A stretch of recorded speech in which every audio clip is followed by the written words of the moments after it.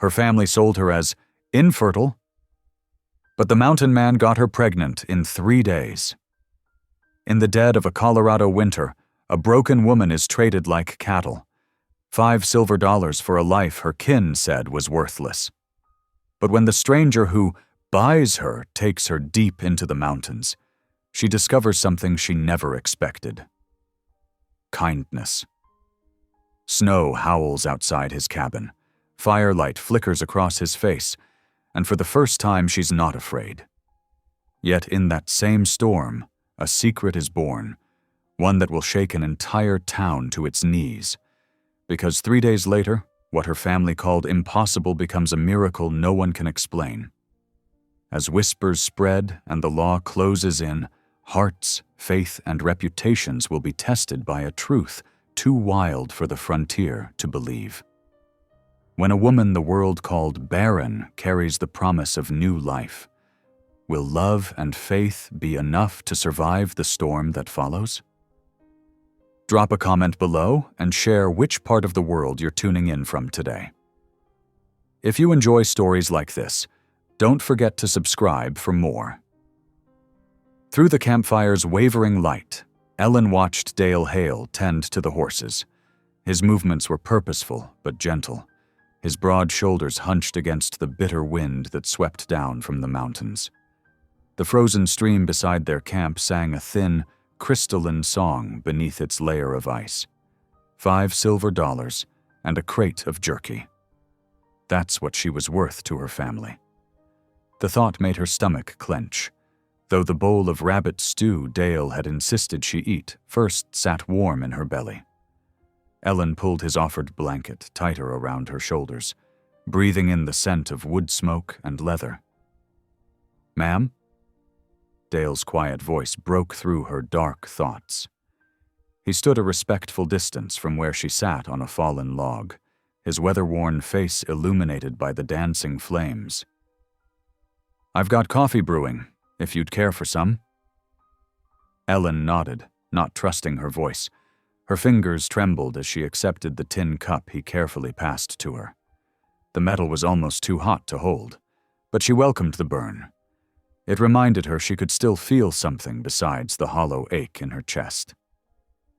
"Much obliged," she managed to whisper.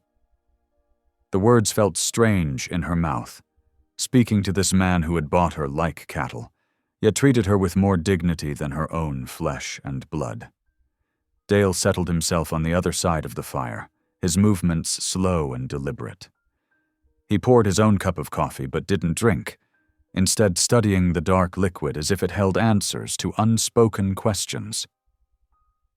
"Miss Ward," he began, then cleared his throat. "Ellen, I reckon you ought to know something about me and about why I—" He trailed off, searching for words.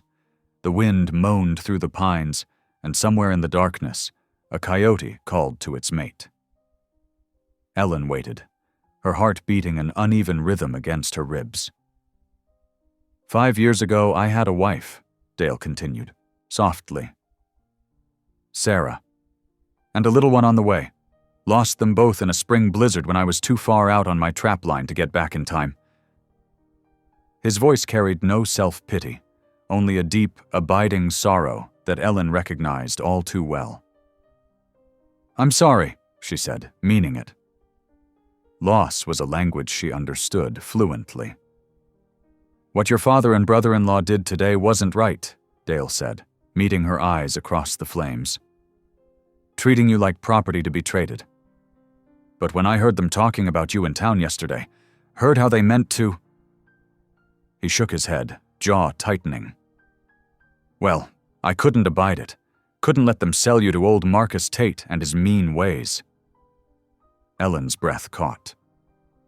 Marcus Tate, the widow man from up Carson's Ridgeway, known for working his last wife into an early grave.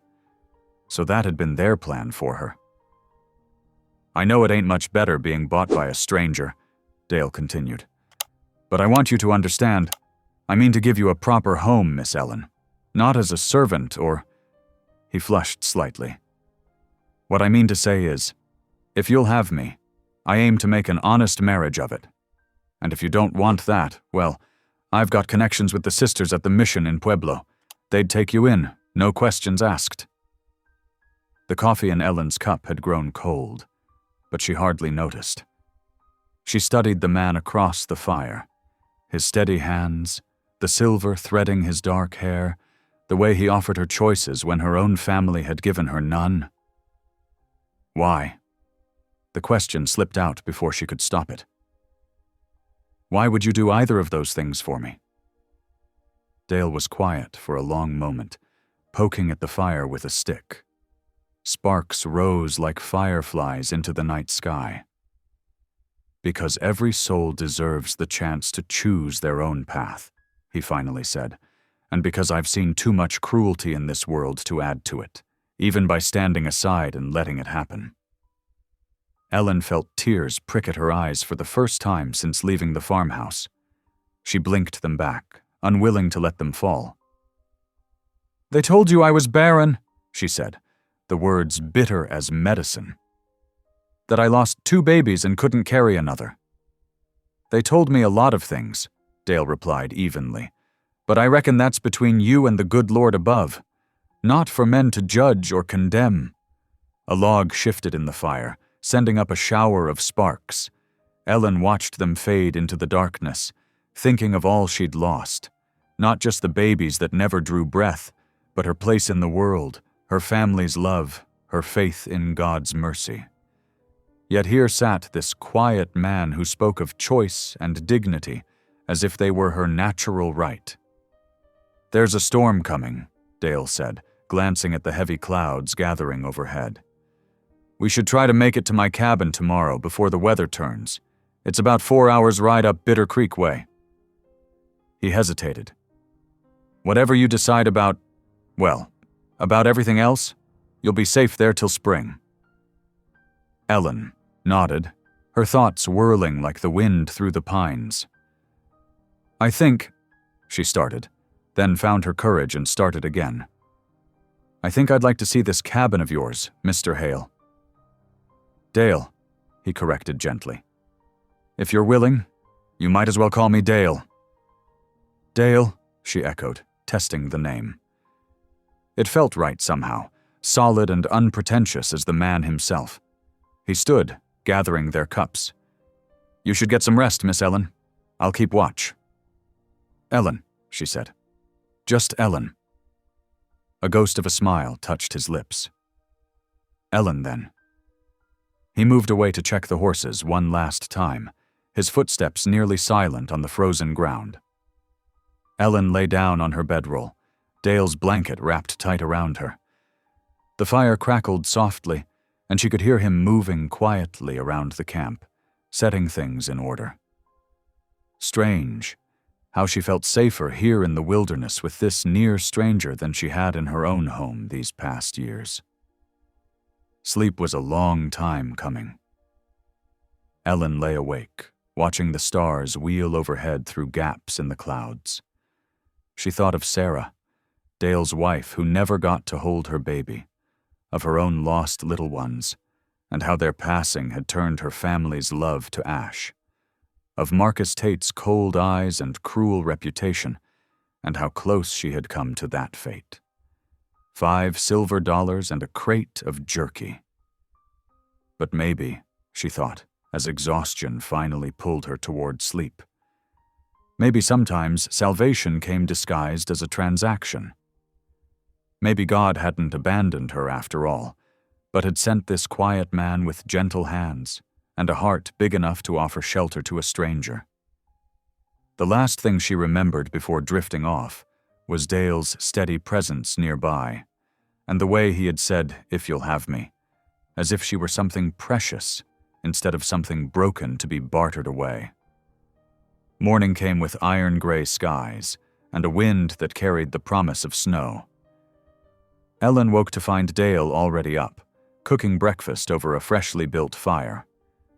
The smell of coffee and frying salt pork made her stomach growl, reminding her that she hadn't eaten properly in days before last night's stew. "Morning," Dale said, handing her a tin plate loaded with pork, beans, and a thick slice of cornbread. Eat up. We've got a good ride ahead of us. Ellen took the plate, noting again how he served her first. Such a small thing, but it spoke volumes about the man's character. "Thank you," she said, meaning it for more than just the breakfast. They broke camp efficiently, Dale showing her how he preferred things packed and stored. He didn't hover or command, just demonstrated and let her learn. By the time they mounted up, the sky was spitting the first few flakes of snow. "Stay close," Dale advised as they set out. "Trail gets tricky in weather like this." Ellen guided her horse, a steady bay mare Dale called Maple, close behind his own mount. The path wound through stands of pine and aspen, climbing steadily into rougher country. Despite the cold, Ellen found herself drinking in the wild beauty around them, the way snow gathered like lace on bare branches, the flash of a red-tailed hawk against the pewter sky, the soft shush of their horses' hooves through fresh powder. Time seemed to move differently here in the high country. The hours of their ride blended together like watercolors, marked only by brief stops to rest the horses and share sips of water from Dale's canteen. He didn't press her to talk, but when she asked questions about the land or the wildlife they spotted, he answered readily, sharing his deep knowledge of the territory. By early afternoon, the snow was falling steadily. Ellen's cheeks burned with cold despite the woolen scarf Dale had given her to wrap around her face. Just when she was beginning to worry about the weather, Dale pointed ahead to where smoke rose through the trees. "Home," he said simply. The cabin appeared through the curtain of snow, solid logs chinked with mud and moss, a stone chimney, a small barn set back among the pines. It wasn't large, but Ellen could see at once that it was well built and carefully maintained. A stream, Bitter Creek itself, she supposed, ran nearby, its banks lined with willows. Dale helped her dismount, his hands strong and sure at her waist. "Let's get the horses settled first," he said. "Then I'll show you inside." Working together, they quickly had the animals unsaddled, rubbed down, and settled in the barn with hay and fresh water. Ellen found herself watching Dale as they worked, the gentle way he handled the horses, how he explained what he was doing without making her feel foolish for not knowing, the quiet competence in every movement. Finally, they made their way to the cabin. Dale paused with his hand on the door latch, suddenly looking uncertain. "It ain't much," he said. "But it's warm and dry, and there's plenty of food put by for winter." Ellen touched his arm lightly, surprising herself as much as him. "Show me," she said softly. Dale pushed open the heavy wooden door, and Ellen stepped into what would become her sanctuary, though she didn't know it yet. The cabin's warmth wrapped around her like a blanket, chasing away the chill that had settled into her bones during their long ride. Pine smoke from the stone fireplace mingled with the earthy scent of cured hides hanging from the rafters, creating an aroma that spoke of wilderness and honest work. "It's just one room," Dale explained, his voice soft as he moved past her to stoke the banked fire. "Plus the lean-to where I sleep." He gestured to a narrow door in the back wall. "Thought you might prefer the main room, with the stove and all." Ellen stood just inside the doorway, taking in every detail. Afternoon light filtered through two small windows, catching dust motes in its pale beams. A cast-iron cookstove sat against the far wall, its pipe disappearing into the stone chimney. A rough-hewn table with two chairs occupied the center of the room, while a narrow cot with a wool mattress was tucked into the corner furthest from the door. Dale moved around the space with careful efficiency, lighting a lamp against the growing darkness outside. "Water barrel's there," he said, pointing to a large wooden cask near the stove. "Creek's close too, when the weather's fair. There's supplies in the root cellar under the floorboards, and plenty of firewood stacked against the north wall outside." He paused, watching her with those steady eyes that seemed to see right through her. "Come spring, if you wish to leave. I'll see you safe to wherever you want to go. You're not bound here, Ellen." The words hit her like a physical blow. After being sold like property, after years of being told her worth lay only in what her body could or couldn't do, this man was offering her choice. Freedom. She turned away, unable to bear the kindness in his face. "I'm not hungry," she said, though her stomach cramped with emptiness. It was a test, she realized, to see if he'd force her, like others had forced their will upon her. Dale just nodded. "Stew's in the pot when you change your mind." He moved to a trunk near his sleeping room and pulled out a worn blanket with a long tear down one side.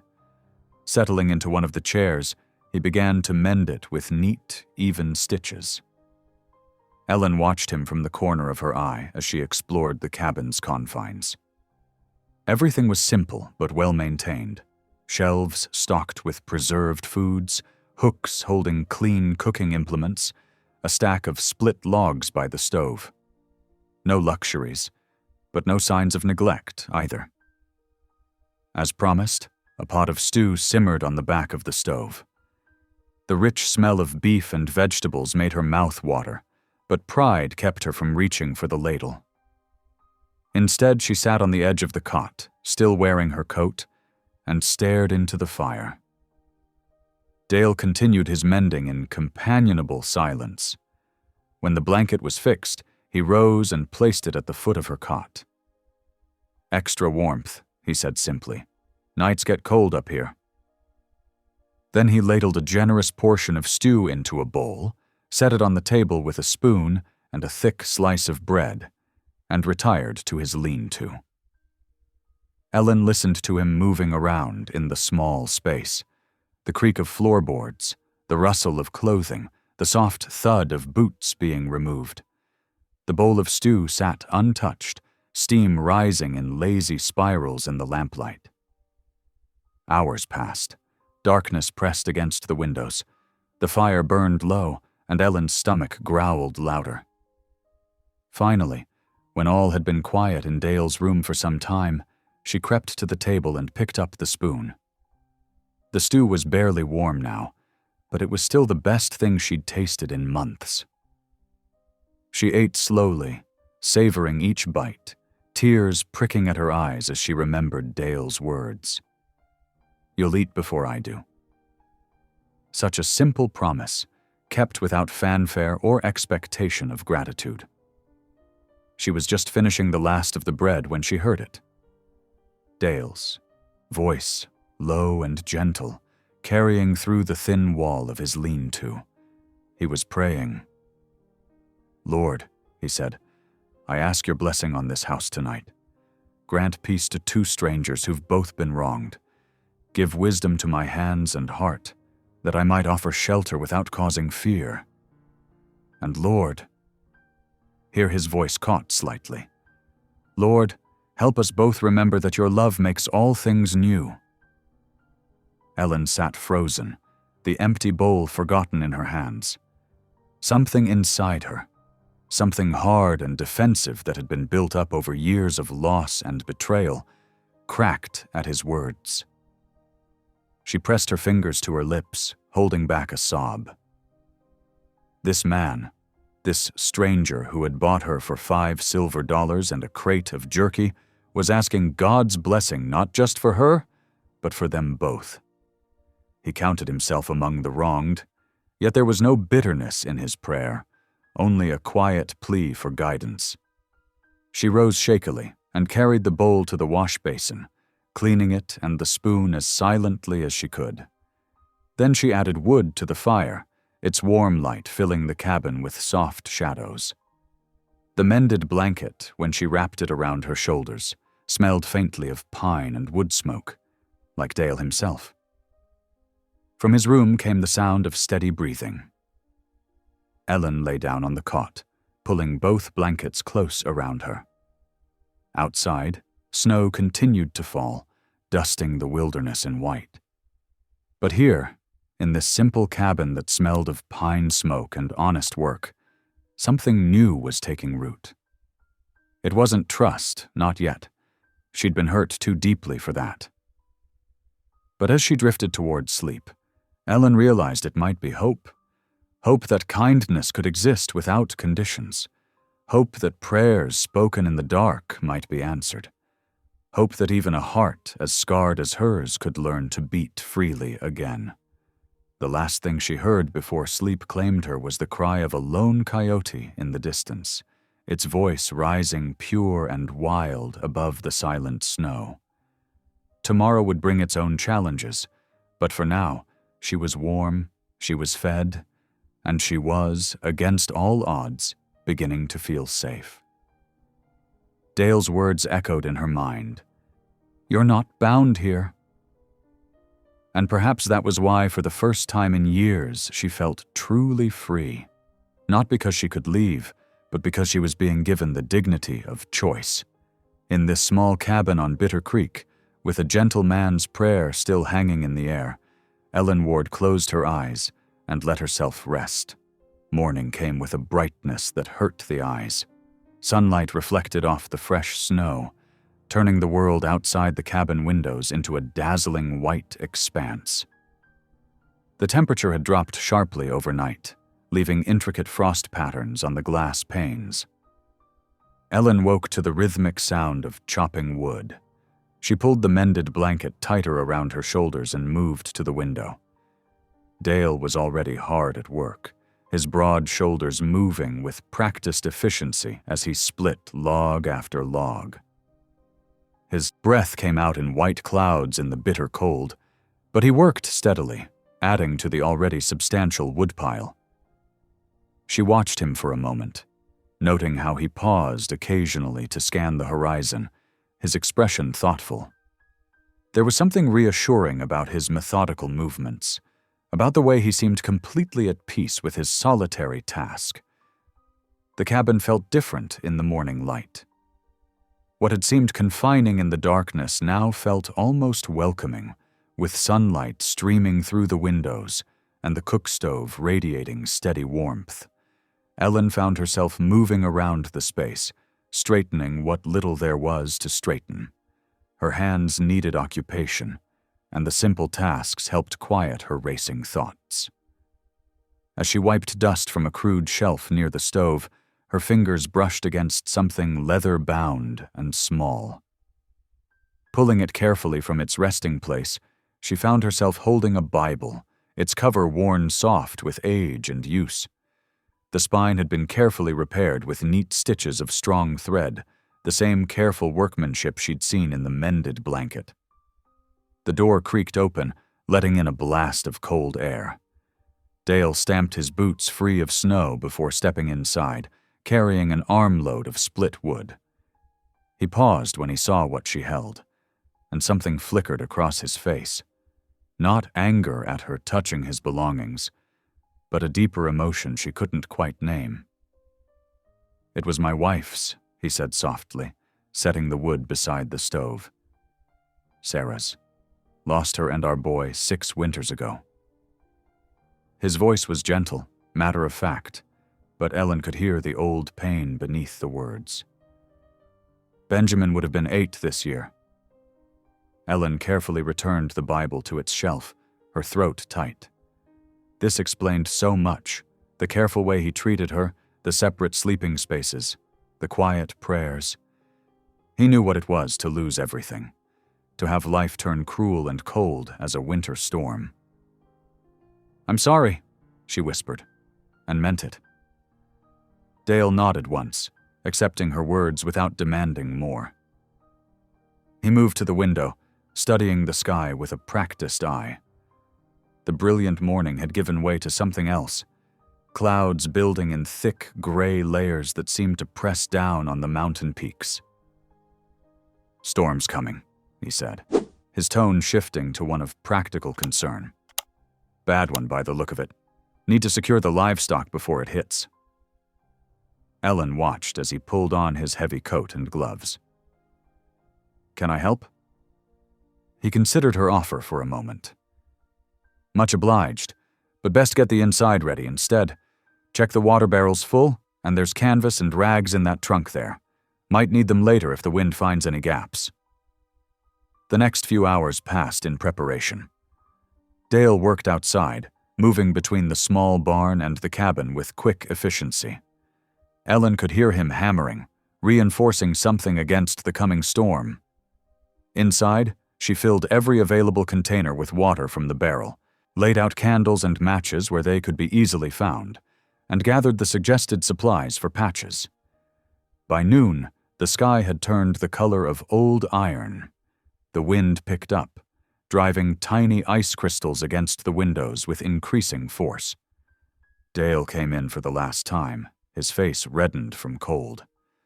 "Animals are settled," he reported, hanging his coat by the door. "Got extra feed and water in with them. They'll weather it fine." He moved to the stove, adding wood with careful attention.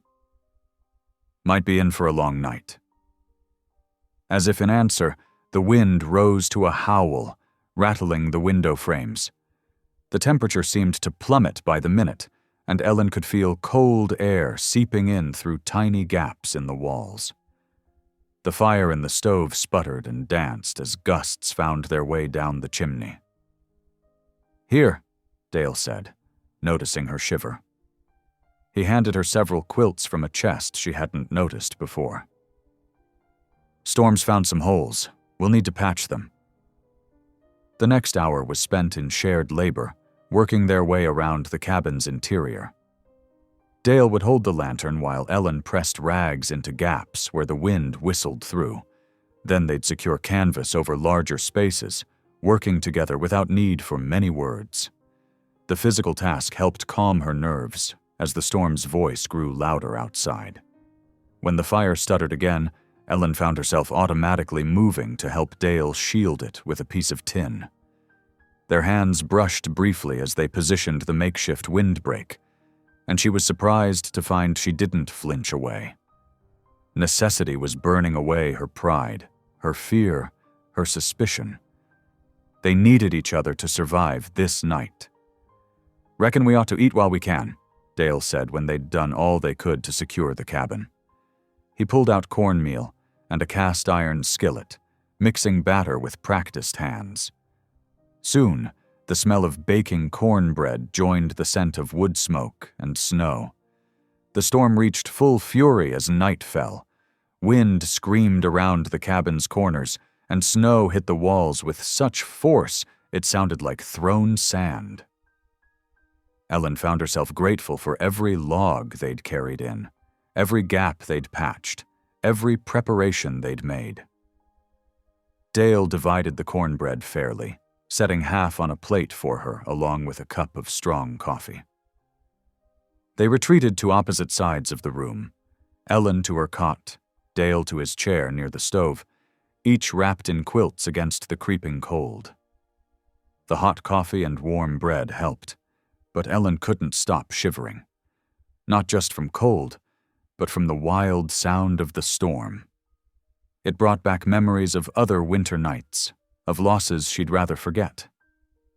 She pulled the quilts tighter, trying to hide her trembling.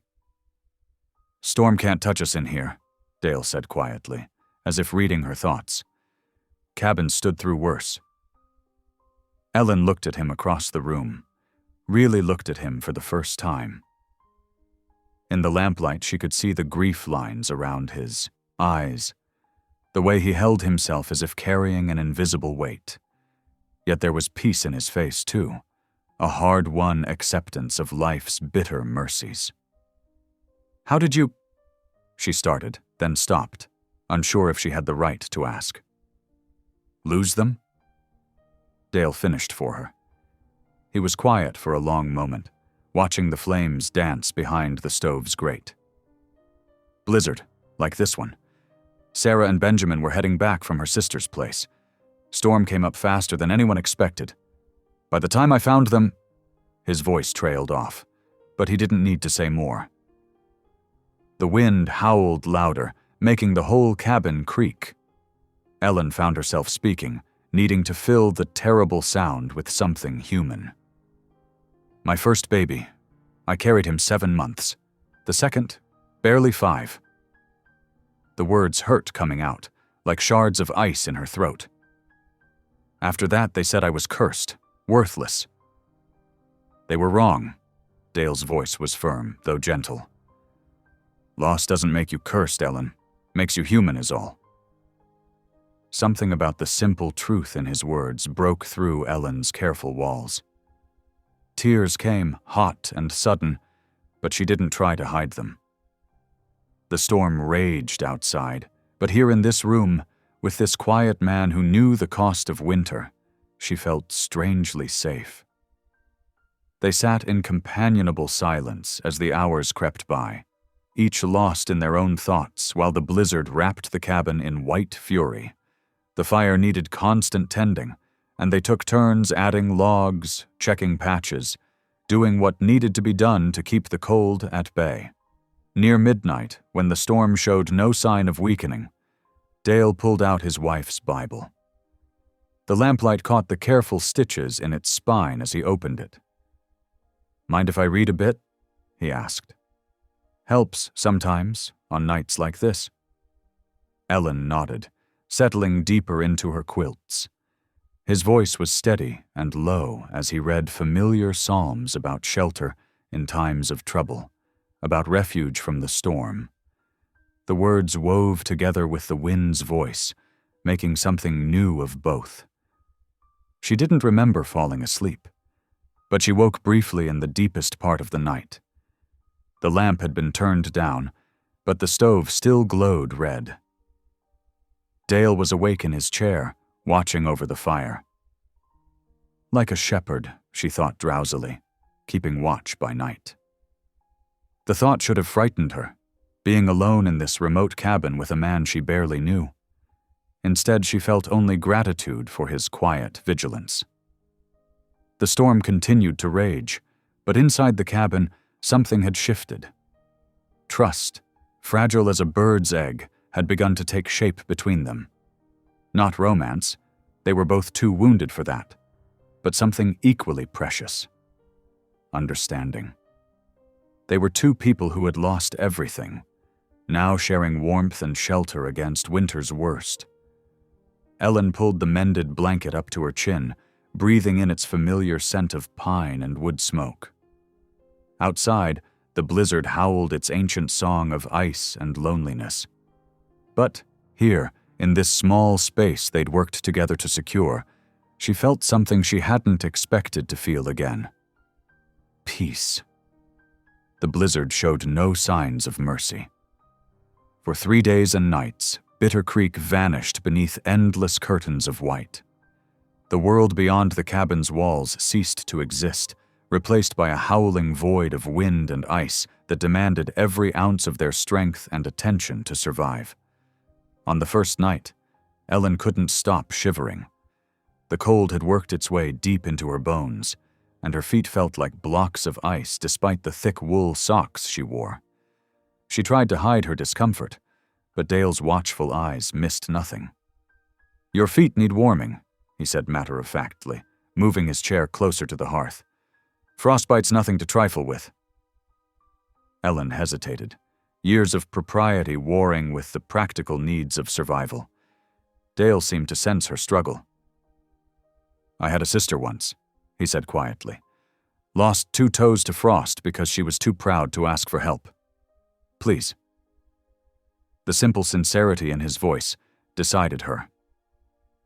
Ellen allowed him to help her closer to the fire, where he carefully removed her boots and socks. Her feet were pale as milk, the toes beginning to show the dangerous white patches of early frostbite. Dale worked with gentle efficiency, wrapping her feet in warm cloths he'd heated by the fire. His rough hands moved with surprising tenderness, careful not to press too hard on the cold, numbed flesh. Ellen watched his face as he worked, noting how his brow furrowed in concentration, how his eyes held nothing but concern for her comfort. "Thank you," she whispered, when feeling began to return in painful tingles. He simply nodded, replacing her socks with fresh ones from his own drawer. "We look after each other here," he said. "That's the mountain way." The second day brought new challenges. Their water barrel ran low, and the well outside was buried under feet of snow. The wind still howled like 1,000 wolves, making any journey outside deadly dangerous. "We'll have to melt snow," Dale explained, pulling on his heavy coat. He tied a rope around his waist, securing the other end to the door frame. "I'll fill these buckets. You keep the fire hot enough to melt it quick." Ellen watched anxiously through the frosted window as Dale battled his way through the storm. The rope stretched taut, guiding him back and forth as he filled bucket after bucket with clean snow. Each time he returned, his beard was crusted with ice, his eyes red from squinting against the wind. Together they worked at the careful process of melting snow for drinking water. Ellen tended the fire, while Dale poured the precious liquid through a clean cloth into the barrel. Their hands brushed occasionally as they passed containers back and forth, and Ellen found herself growing accustomed to these small touches, these necessary moments of connection. "You're good at this," Dale commented, as she carefully regulated the fire's heat. "Steady hands?" "Had to be," Ellen replied, surprising herself by sharing. "When I was carrying my first baby, I learned to keep the temperature just right. Too hot or too cold, and—" She trailed off, old grief catching in her throat. Dale's hand touched her shoulder briefly, warm through her shawl. "You did everything you could," he said simply. The words, free of pity or judgment, eased something tight in her chest. The third day brought the greatest test of all. The storm's weight bore down on the cabin roof with increasing menace. By midday, the heavy timber beams were groaning under the strain of countless pounds of wet snow. "If it caves in, we'll freeze for sure," Dale said grimly, studying the straining rafters. "Need to brace it somehow." They searched the cabin together, finally finding a sturdy beam in the lean-to storage area. Working in desperate harmony, they maneuvered the heavy timber into position. Ellen held it steady, while Dale secured it with rope and wedges, creating a makeshift support column in the cabin's center. The work left them both exhausted, faces streaked with sweat despite the cold. They slumped down side by side against the cabin wall, shoulders touching, trembling from exertion and the fear of what might have happened. The wind's voice seemed to fill the silence between them, until Dale spoke softly. "Sometimes the Lord breaks us to remake us." The word struck Ellen like a physical blow, releasing something deep inside her. Tears came suddenly, hot and unstoppable. "Then why?" she whispered brokenly. "Why did he leave me barren? What purpose could that serve?" Dale turned to face her, his eyes full of gentle understanding. "Maybe he was waiting for spring," he said softly. Ellen stared at him, seeing in his face all the loss and hope she carried in her own heart. Here was a man who understood grief, who had walked through the valley of shadows and emerged with his compassion intact. Here was someone who saw her not as damaged goods, but as a fellow traveler on a hard road. As the third night deepened around them, the storm began to lose its fury. The wind's howl softened to a moan, then a whisper. In the quiet hours before dawn, gray light began to seep through the frosted windows, bringing with it the promise of clear skies. Ellen and Dale sat together through those final hours of darkness, their hands finding each other in the dim light. His fingers were rough with calluses, hers chapped from work and cold, but they fit together perfectly. Neither spoke. Words seemed unnecessary in the face of this fragile, sacred thing growing between them. The touch was simple, just hands clasped in the gathering dawn, but it held volumes of meaning. It spoke of shared survival, of understanding born in hardship, of two broken people finding wholeness in each other's presence.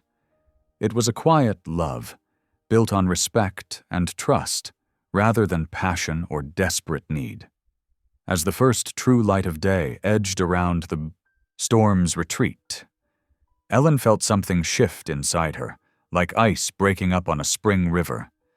The walls she'd built around her heart, meant to protect her from further pain, began to thaw.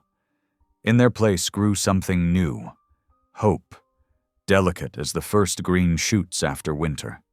Dale's thumb moved gently across her knuckles, a silent promise of shelter, of acceptance, of a future neither of them had dared to imagine before these 3 days of storm had forced them to truly see each other.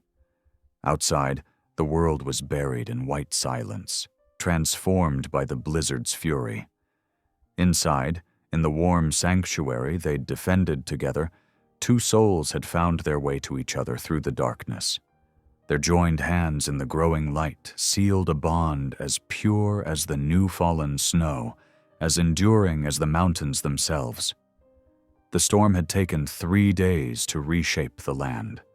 In that same time, it had reshaped 2 hearts, breaking them open to the possibility of love, of healing, of beginning again. As dawn painted the cabin's walls with soft light, Ellen and Dale sat in peaceful silence, their clasped hands speaking all that needed to be said. Morning painted the cabin windows with pearl-gray light.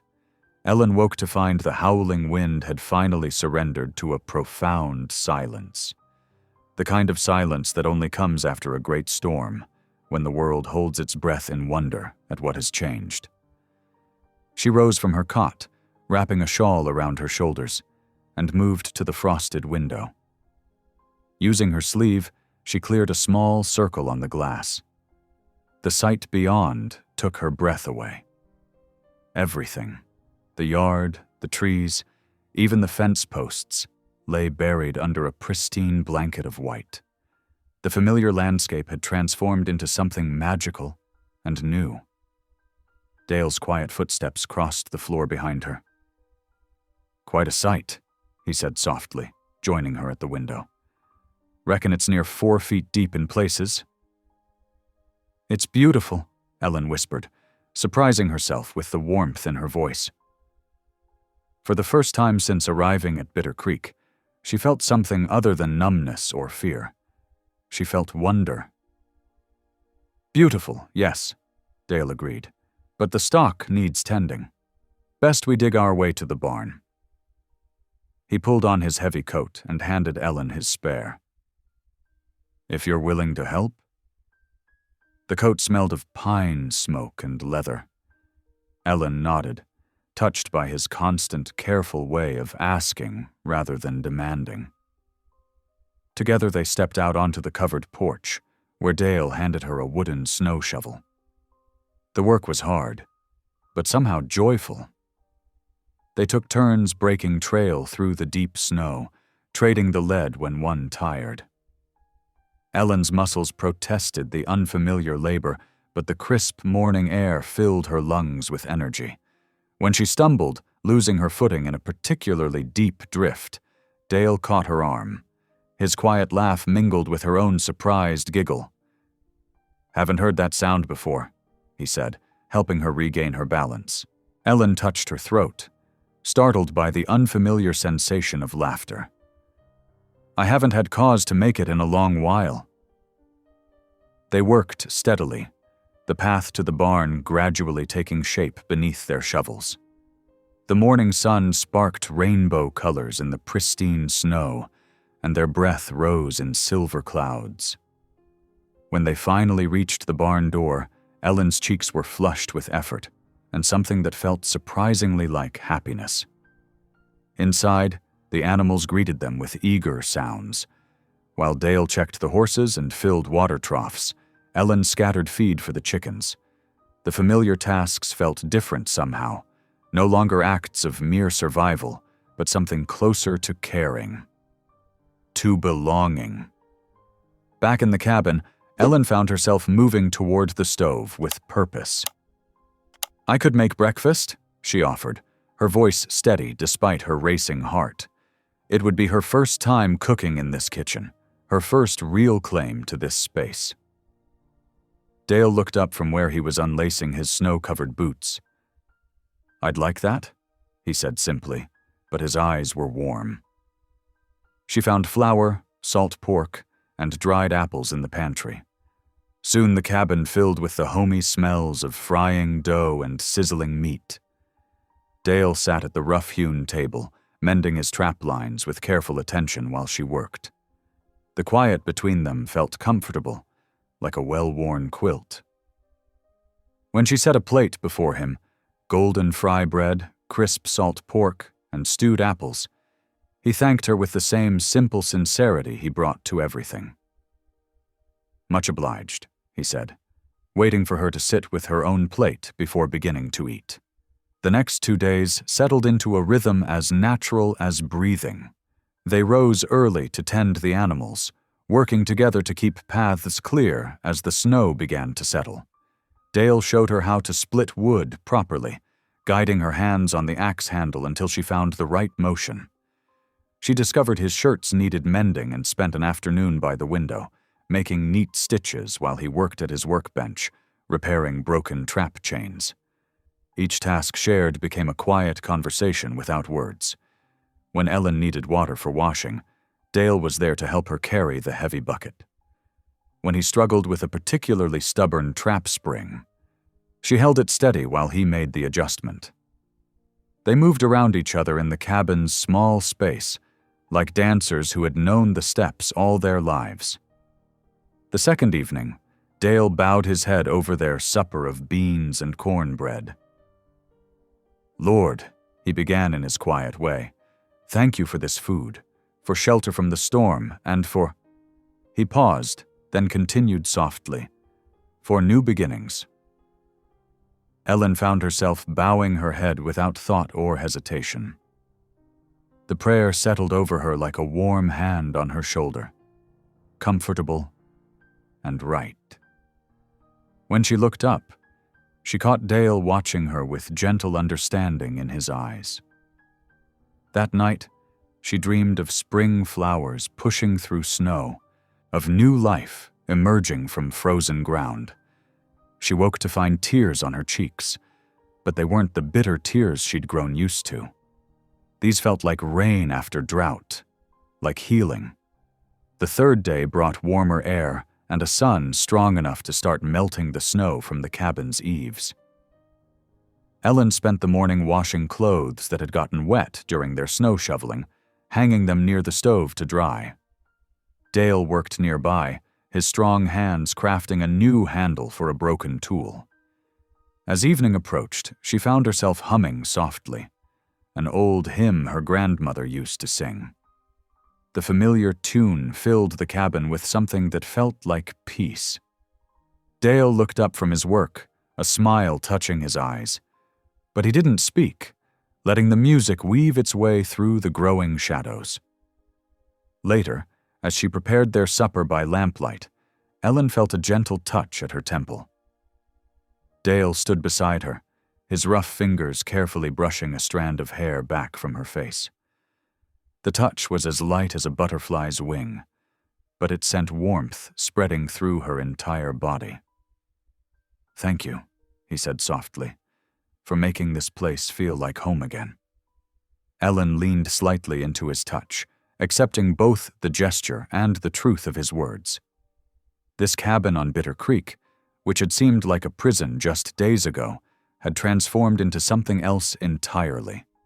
Something that felt remarkably like sanctuary, like hope. The lamplight cast a gentle glow over them both as they stood there, sharing this moment of quiet understanding. Outside, the last of the storm clouds had cleared away, revealing a sky full of stars. The blizzard that had forced them together was gone, but what remained was stronger than any storm. A tender, growing love built on shared work, mutual respect, and the daily choice to be kind. Neither spoke of what was changing between them. Some things were too delicate for words, better expressed through small gestures. A cup of coffee appeared when hands grew cold. A blanket draped over tired shoulders. A smile shared across a quiet room. Their hearts, both scarred by loss, were learning to trust again, one gentle moment at a time. Life at Bitter Creek was settling into new patterns, like the snow settling into the contours of the land. Ellen and Dale moved through their days together, each one bringing fresh discoveries about each other and themselves. Though neither knew it yet, the greatest discovery of all was already taking root, a miracle as quiet as new grass under melting snow, as profound as love itself. Their shared evening prayer that night was simple, just the two of them with bowed heads in the lamplit cabin. But it carried all the weight of gratitude, of healing, of two souls finding their way home through the storm to each other. The morning sun had barely crested the snow-covered pines when the sound of approaching hoofbeats shattered the peaceful quiet of Bitter Creek. Ellen was inside the cabin, hanging freshly, dried linens, when she heard the distinct rhythm of multiple horses approaching at a determined pace. Dale set down the leather he was working and moved to the door, his movements deliberate and calm. But Ellen noticed the slight tension in his shoulders as he stepped outside to meet the visitors. Through the cabin's small window, she could see 3 riders approaching through the deep snow, their horses leaving dark trails in the pristine white. Her heart nearly stopped when she recognized the lead rider. Thomas Webb, her brother-in-law, sat tall in his saddle, his face set in hard lines.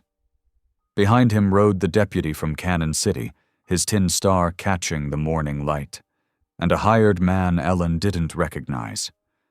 The sight of them made her stomach clench with dread.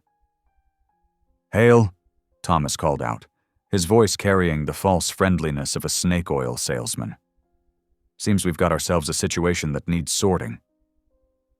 Dale stood his ground on the cabin's porch, his voice steady. "State your business." The deputy urged his horse forward, snow crunching beneath the animal's hooves. "We've had a complaint about stolen property, Hale. Best you explain yourself." Ellen's hands trembled as she pressed them against the rough-hewn windowsill.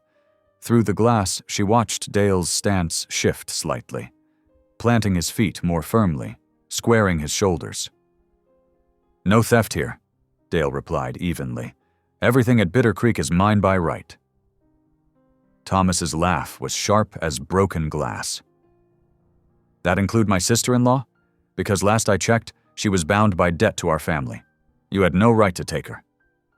"I paid what was asked," Dale said, his voice growing harder. $5 silver and a crate of jerky. Your price, not mine." The hired man spat into the snow. "Ain't legal without proper papers. She's still property until the debt's settled." Ellen felt something snap inside her at those words. Before she could think better of it, she was moving to the door, pushing it open, stepping out into the bitter cold beside Dale. Her whole body trembled, but her voice stayed steady. "I'm no one's property," she declared, though her heart hammered in her chest. Dale's hand found hers, warm and strong, his fingers intertwining with hers in silent support. The deputy shifted uncomfortably in his saddle. "Ma'am, there's laws about debt bondage.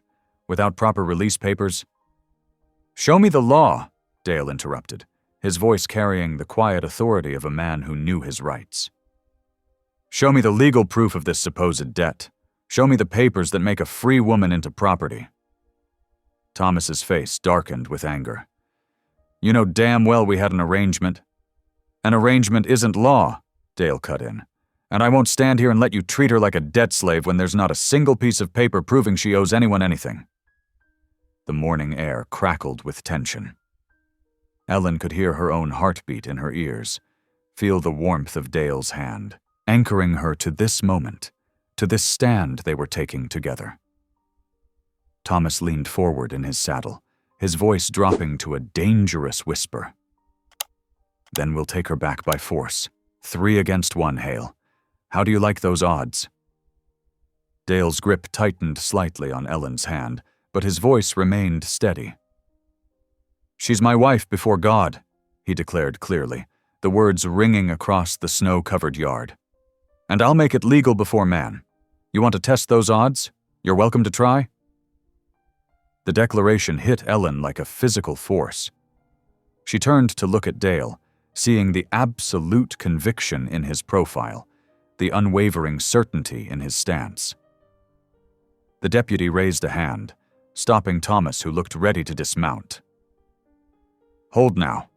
If they're married, we're not leaving without proof," Thomas snarled. "Then fetch the circuit preacher," Dale replied calmly. "Preacher Ames was up at Miller's Creek 2 days ago. Bring him here, and we'll make it official. Then there'll be no more question of ownership or debt." The three men exchanged glances, their horses stamping restlessly in the snow. Finally, the deputy nodded. "We'll be back with the preacher. Don't neither of you go anywhere." "We'll be here," Dale assured them, his tone making it clear the conversation was over. They watched as the three riders turned their horses, heading back down the snow-covered trail. Only when they disappeared among the trees did Ellen realize she'd been holding her breath. Her legs gave way, and she would have fallen if Dale hadn't caught her, supporting her weight easily. "Come inside," he said gently. "You're freezing." In the cabin's warmth, Ellen's trembling increased until her whole body shook with delayed reaction. Dale guided her to sit by the fire, wrapping a quilt around her shoulders before kneeling in front of her. "I'm sorry," she whispered, tears beginning to spill down her cheeks. "So sorry to bring this trouble to your door." "No," Dale said firmly, taking her cold hands in his. "You have nothing to be sorry for. The shame belongs to them, treating a human being like chattel to be bought and sold." The tears came faster now, years of hurt and humiliation pouring out of her. Dale moved to sit beside her, gathering her against his chest as she sobbed. His hand stroked her hair gently, his touch full of tenderness. "Listen to me, Ellen," he said softly when her crying began to quiet. "What I said out there, about making you my wife, I meant every word. But not because they're forcing us, not because of their threats." She lifted her head to look at him, seeing nothing but sincerity in his weathered face. "We'll do this proper," he continued, his thumb gently wiping away her tears. "Because you deserve honor. Because you deserve to be chosen, not bartered for like livestock. Because He paused, swallowing hard. "Because I want to build something real with you. Something true." Fresh tears spilled down Ellen's cheeks. But these were different. Warm with something that felt like hope, like healing. "I want that too," she whispered.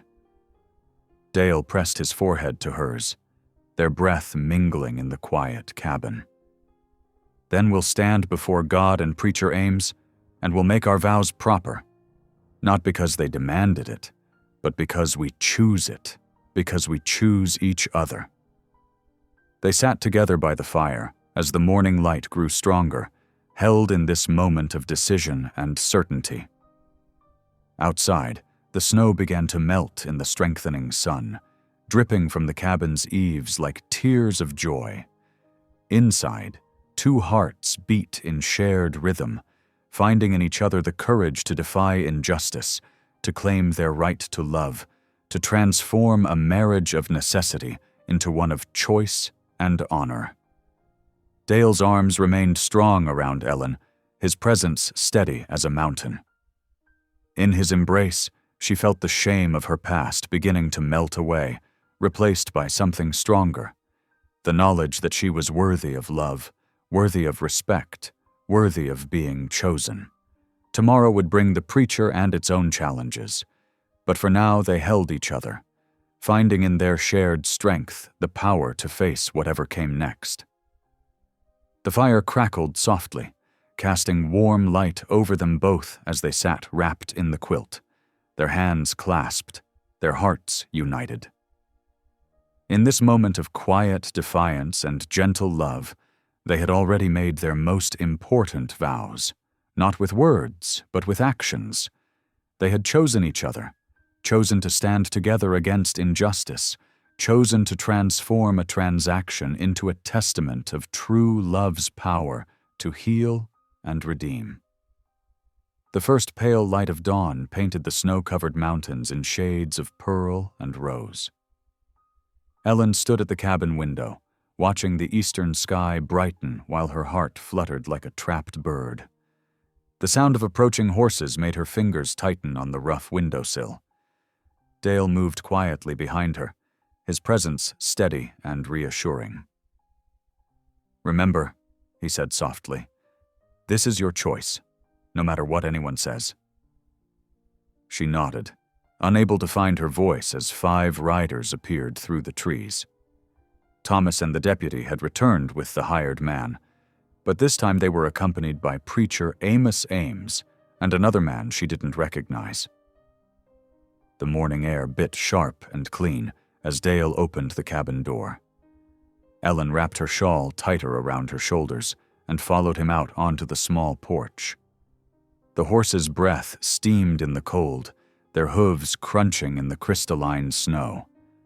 Preacher Ames dismounted first, his movements careful on the slippery ground. He was older than Ellen remembered from his rare visits to her family's farm, his beard more gray than brown now, but his eyes held the same gentle wisdom she recalled. "Brother Dale," the preacher said, nodding to her companion. "Sister Ellen." His voice carried warmth, despite the frigid morning. "I understand there's some dispute about your situation here." Before Thomas could interrupt, Dale spoke clearly. "No dispute, preacher. Only a desire to make things right before God and man. I've asked Ellen to be my wife, and we seek your blessing." The preacher's eyes moved to Ellen, studying her face carefully. "Is this true, child? Is this your wish?" Ellen felt the weight of all eyes upon her. Thomas's scowl promised trouble. The deputy watched with professional detachment. But it was Dale's presence beside her that gave her strength.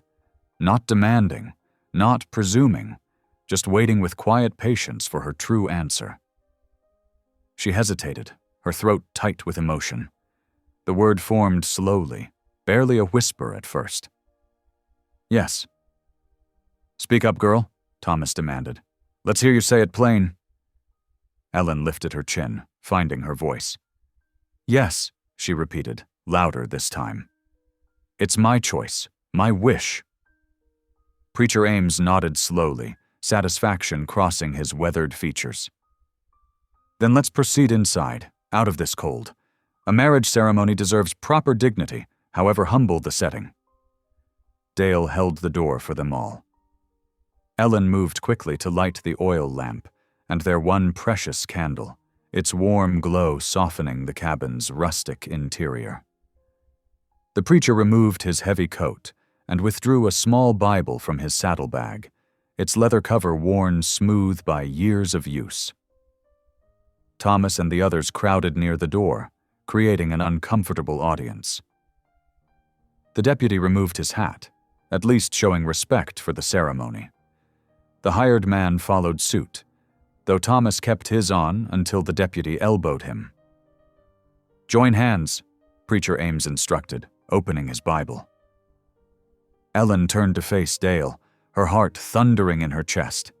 His hands were warm as they enfolded hers, rough with calluses but infinitely gentle. She looked up into his eyes and found them filled with such tenderness that tears threatened to spill down her cheeks. The preacher's voice filled the small cabin, speaking of love's patient kindness, of bonds stronger than death, of two becoming one flesh. Outside, snow still glittered on the cabin's roof, catching the strengthening morning light. Inside, the candle's flame danced, casting moving shadows on the log walls. "Dale Hale," the preacher said, "do you take this woman to be your lawful wedded wife? To love, honor, and cherish her, in sickness and in health, forsaking all others, as long as you both shall live?" "I do," Dale answered, his voice steady and sure.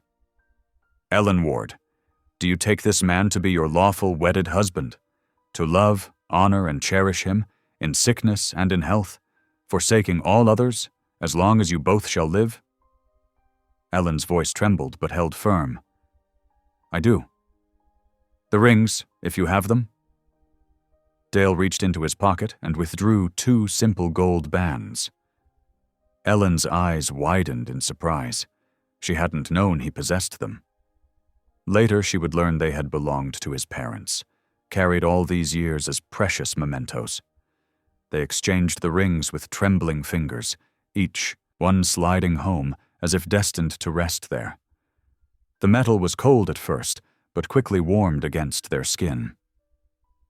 "What God has joined together, let no man put asunder," Preacher Ames declared.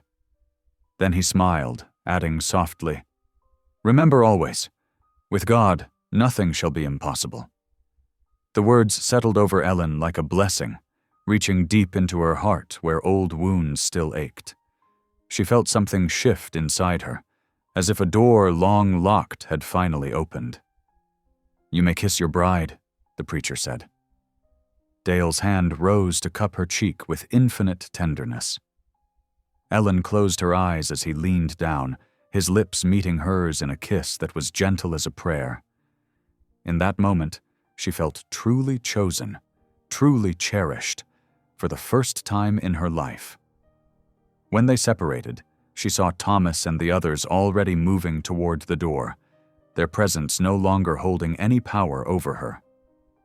The deputy paused long enough to offer a quick "Congratulations" before following them out. Preacher Ames lingered a moment longer, closing his Bible with care. "I'll file the marriage certificate in Cannon City," he said. "Everything's proper and legal now." He smiled at them both. "May God bless your union with joy, peace, and perhaps even miracles." Dale walked the preacher to his horse, speaking quietly with him while Ellen remained in the doorway. She watched them shake hands, saw the preacher mount up and ride away with the others. Soon, the only sound was the soft drip of melting snow from the eaves and the distant cry of a mountain jay. When Dale returned to her, they stood together in the doorway, watching until the last rider disappeared among the trees. Without speaking, they moved back inside the cabin, closing the door on the world beyond. They knelt together before the hearth, where the morning fire had burned low.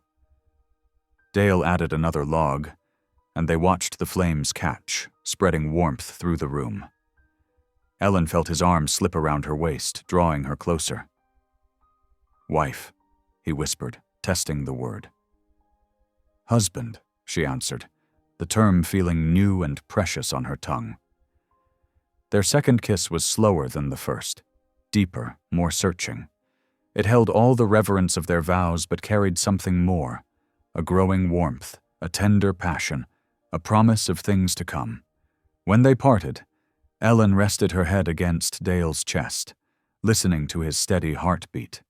They spent the day in quiet celebration, sharing simple meals and speaking of small dreams, a garden in spring, perhaps some chickens, the way the cabin might grow along with their love.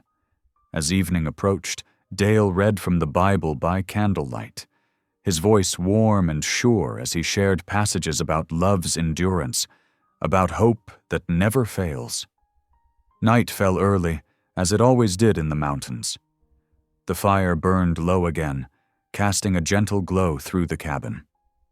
Ellen's hands shook slightly as she readied herself for bed, but when Dale drew her into his arms, she found no fear there, only trust, only love. Their first joining was gentle as falling snow, more thanksgiving than passion. Dale's touches were reverent, careful, asking permission with every caress. Ellen discovered that her body remembered how to love, even after years of believing herself broken. Together they learned the geography of their new union, mapping each other's hearts as surely as their flesh. Afterward, They lay tangled in quilts and each other's arms, the fire's dying embers painting everything in soft gold. Ellen traced the scar on Dale's shoulder, a silver line in the darkness, while he pressed tender kisses to her temple. "Thank you," she whispered. "For what?" "For making me feel chosen, cherished." His arms tightened around her. "You are cherished. You always will be." Outside, an owl called softly to its mate. Inside, two hearts beat in perfect rhythm, their love sanctified by vows and consummated in the sight of heaven. Ellen drifted toward sleep, feeling truly at peace for the first time in years. Her last conscious thought was of the preacher's words. With God, nothing shall be impossible. Dale's breathing deepened beside her, his body warm and solid against hers. The cabin creaked gently in the night wind, a sound that no longer spoke of loneliness, but of home. Together they slept, wrapped in the certainty of their love, while the stars wheeled overhead, and the mountain kept its ancient watch. Their marriage had begun as a necessity, a shield against those who would treat a human soul as property. But in the sacred space of their vows, in the tender consummation of their union, it had transformed into something far more precious, a testament to love's power to heal, to restore, to make all things new again. 3 days after their wedding, the peaceful rhythm of their new life shattered like ice. The sound of approaching horses made Dale spring to his feet during breakfast. Ellen's heart clenched as she recognized her brother-in-law's voice calling from outside. "Got a warrant here, Hale. Come on out!" Dale moved swiftly, his expression grim. "Get your warmest clothes," he whispered to Ellen. "We need to leave, now." Ellen's hands trembled as she grabbed her shawl and wool coat. Dale was already pulling supplies from shelves, bags of flour, dried meat, matches. He thrust a stack of blankets into her arms while he checked his rifle and gathered ammunition. "The back window," he murmured. "Quick and quiet while I keep them talking." Dale's voice carried through the door. "Give me a minute to get decent." He winked at Ellen, trying to keep her calm as he helped her through the window. The snow crunched beneath her feet as she crept toward the barn. Inside, she found their horses already saddled. Dale had prepared for this possibility. Her mare nickered softly as Ellen secured the blankets and supplies. Minutes later, Dale slipped in through the back of the barn, carrying his rifle and more provisions. "They're getting impatient," he whispered, quickly tying down the last of their goods. "We'll head north through the pine forest. The snow will cover our tracks." Ellen nodded, fighting back tears as Dale helped her mount. This cabin had become her first true home, and now they were leaving it behind. But as Dale swung up onto his horse beside her, she realized home wasn't the walls and roof. It was him. They led the horses quietly out the barn's back door, keeping the building between them and the men out front. The moment they cleared the corner, Dale spurred his horse forward. Ellen followed, pressing close behind him as they plunged into the forest. Shouts erupted behind them. The thunder of pursuing hoofbeats sent fear shooting through Ellen's chest. But Dale knew these woods better than any man alive. He led them through dense stands of pine where branches whipped at their faces, across shallow streams where the horses' hooves broke through thin ice, and up steep ridges that left their mounts breathing hard.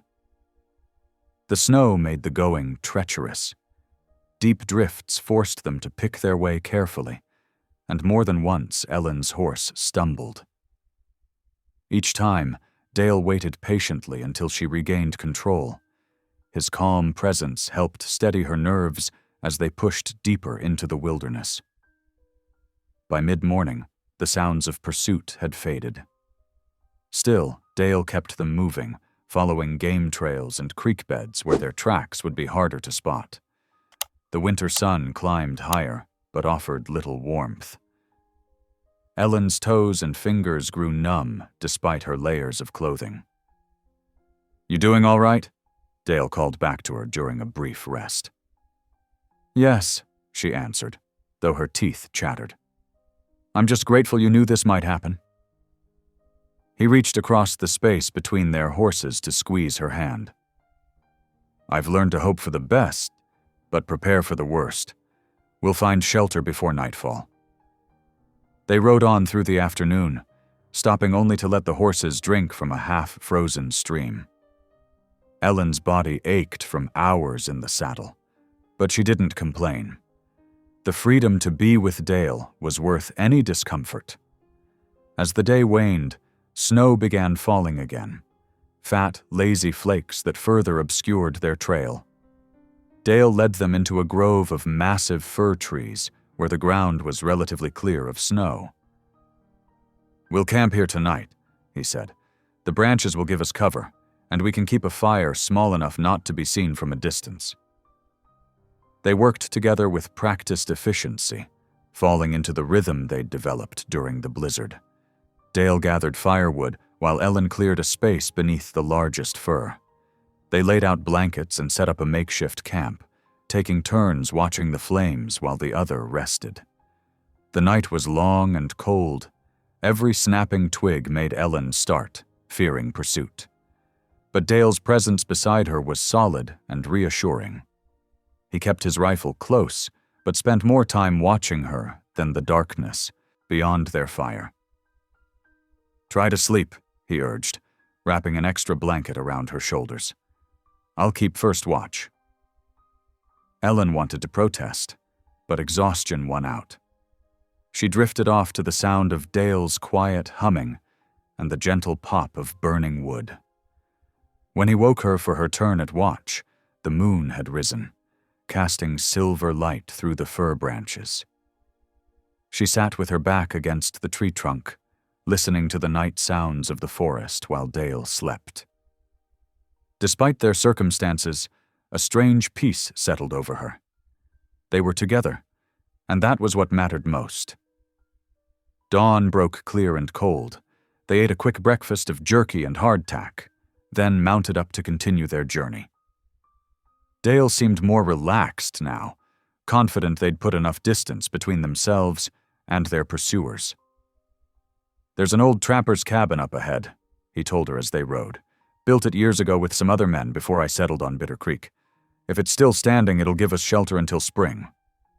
The cabin revealed itself near midday, tucked against a hillside above a frozen creek. It was smaller than their home on Bitter Creek, and years of weather had taken their toll, but the roof was sound, and the walls still stood strong. "Thank the Lord," Dale breathed as they dismounted. "It's better than I hoped." They spent the rest of the day making the cabin livable. Dale repaired a broken window shutter while Ellen swept years of dust and leaves from the floor.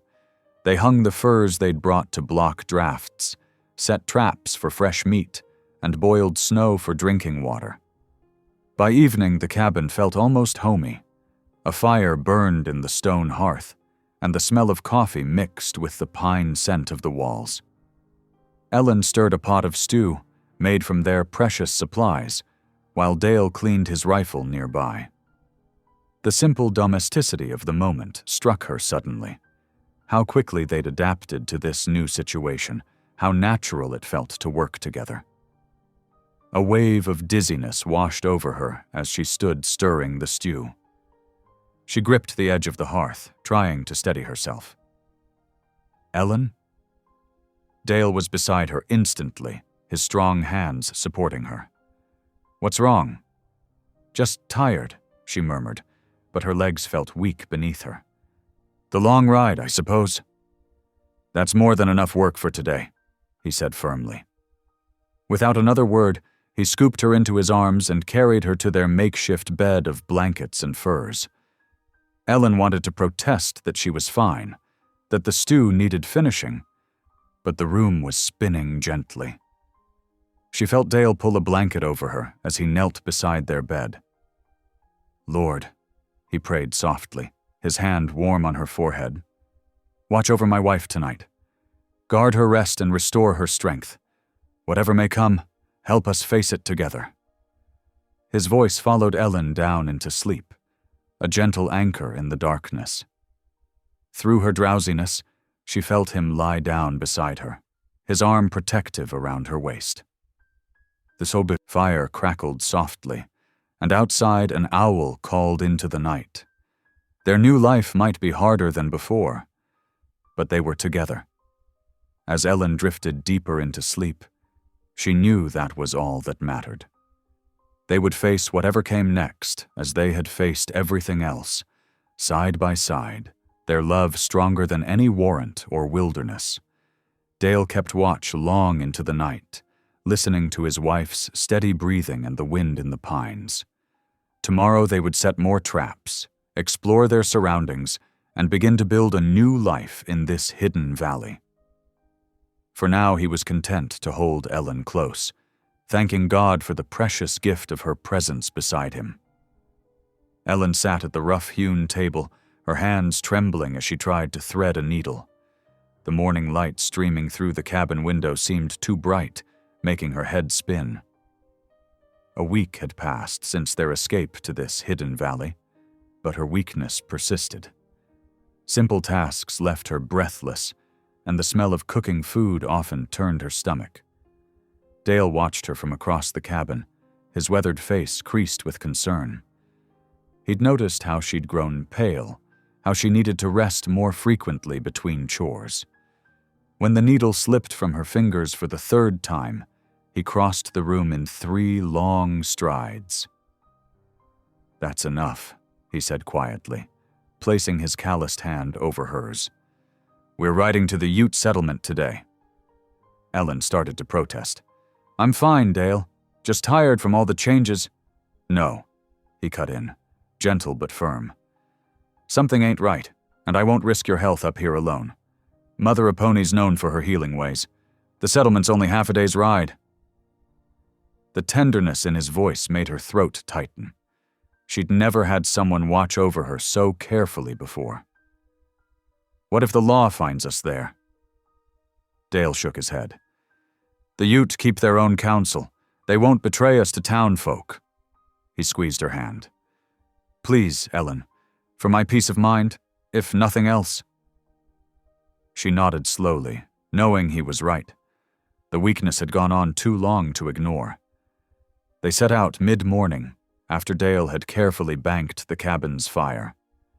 The spring thaw had begun, turning the snow treacherous.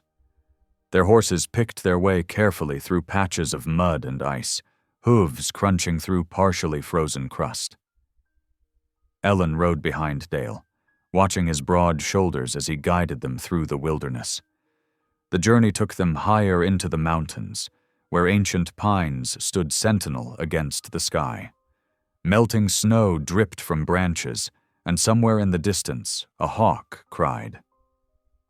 Ellen's mare stumbled slightly on a rocky slope, and Dale immediately reined in his horse. "You all right?" he called back. "Yes," she assured him, though her head swam a little from the altitude. "How much further?" "Not far now. See that smoke rising beyond that ridge? That's their winter camp." As they crested the hill, Ellen saw the settlement spread out below them. Several sturdy lodges stood in a protected valley, with smoke rising from their peaks. Children played between the structures, their laughter carrying on the wind. Women worked at cooking fires or stretched hides on frames, while men mended tools and tended to horses. Dale led them down the slope at an easy pace. As they approached, several people looked up, but no one seemed alarmed by their presence. An elderly man nodded to Dale in recognition, and Dale returned the gesture respectfully. "Mother Aponi's lodge is that one," Dale said softly, pointing to a well-maintained structure near a small stream. "She's known to all around here, helps both settlers and Ute alike." They dismounted, and Dale helped Ellen stand when her legs wobbled beneath her. A woman emerged from the lodge. Mother Aponi, Ellen realized. She was small but straight-backed, despite her advanced years, with deep lines of wisdom etched in her brown face, Her dark eyes were sharp and knowing as she looked them over. "Dale Hale," she said in clear English, "it has been many moons since you brought furs to trade." Her gaze shifted to Ellen. "And now you bring your wife." "Mother Apony," Dale said respectfully, removing his hat. "My wife Ellen needs your wisdom. She's been weak, dizzy." The old woman's eyes hadn't left Ellen's face. "Come inside, daughter," she said, gesturing to the lodge entrance. "Your man can wait with the horses." Inside the lodge, warm and fragrant with herbs, Mother Apony had Ellen lie down on a soft bed of furs. Her gnarled hands were gentle but sure as she pressed carefully on Ellen's belly, asked questions about her monthly cycles, and checked her eyes and tongue. All the while, she hummed softly, a sound that reminded Ellen of her own grandmother's lullabies. Finally, Mother Apony sat back on her heels, a knowing smile spreading across her weathered face. "The Great Spirit has blessed your womb, daughter. New life grows within you." Ellen's world tilted. "What?" she whispered, her hand flying to her stomach. "But I can't. I'm barren. My family said—" "Your family was wrong," Mother Apony said firmly. "The child is there, small as a pine nut but strong. I have helped bring many babies into this world. I do not mistake such signs." Tears spilled down Ellen's cheeks as the truth sank in. After years of loss and shame, after being sold off as worthless, a miracle was growing inside her. She covered her face with her hands, shoulders shaking with sobs. Mother Apony patted her shoulder. "Shall I call your man?" Ellen nodded, unable to speak. She heard the lodge flap move, followed by Dale's heavy steps. Then his familiar presence was beside her, his hand finding hers. "Ellen?" The worry in his voice made her heart swell. Mother Apony spoke clearly. "Your wife carries a child, Dale Hale. The sickness and weakness are natural signs of early pregnancy." Ellen uncovered her face to see Dale standing speechless, his hat crushed in his hands, eyes wide with wonder and disbelief. The expression on his face, hope and joy and terror all mixed together, brought fresh tears to her eyes. Mother Apony moved around her lodge, gathering items into a small leather pouch. "Here, herbs for the sickness, to be made into tea. Come back when the moon is full again, and I will check on the little one's progress." She pressed the pouch into Dale's hands. "The Great Spirit has blessed this union. Now go, make camp nearby and rest. The journey has tired the mother-to-be." They thanked her, Dale's voice rough with emotion. Outside, the afternoon sun had begun its descent behind the mountains. Dale helped Ellen mount her horse, his hands lingering protectively at her waist. They made camp in a sheltered spot not far from the settlement, close enough to see the lodge smoke, but far enough for privacy. Dale insisted on doing all the work, gathering wood, starting the fire, laying out their bedrolls. Ellen sat wrapped in a blanket, one hand resting on her stomach, still stunned by the day's revelation. The stars emerged one by one as darkness fell, brilliant and close in the mountain air. Dale sat beside her at the fire, neither of them having spoken much since leaving Mother Apony's lodge. The flames cast flickering shadows on their faces as they tried to absorb the magnitude of what they'd learned. Finally, Ellen whispered into the night, "I thought my body was dead. Useless. That's what they always told me."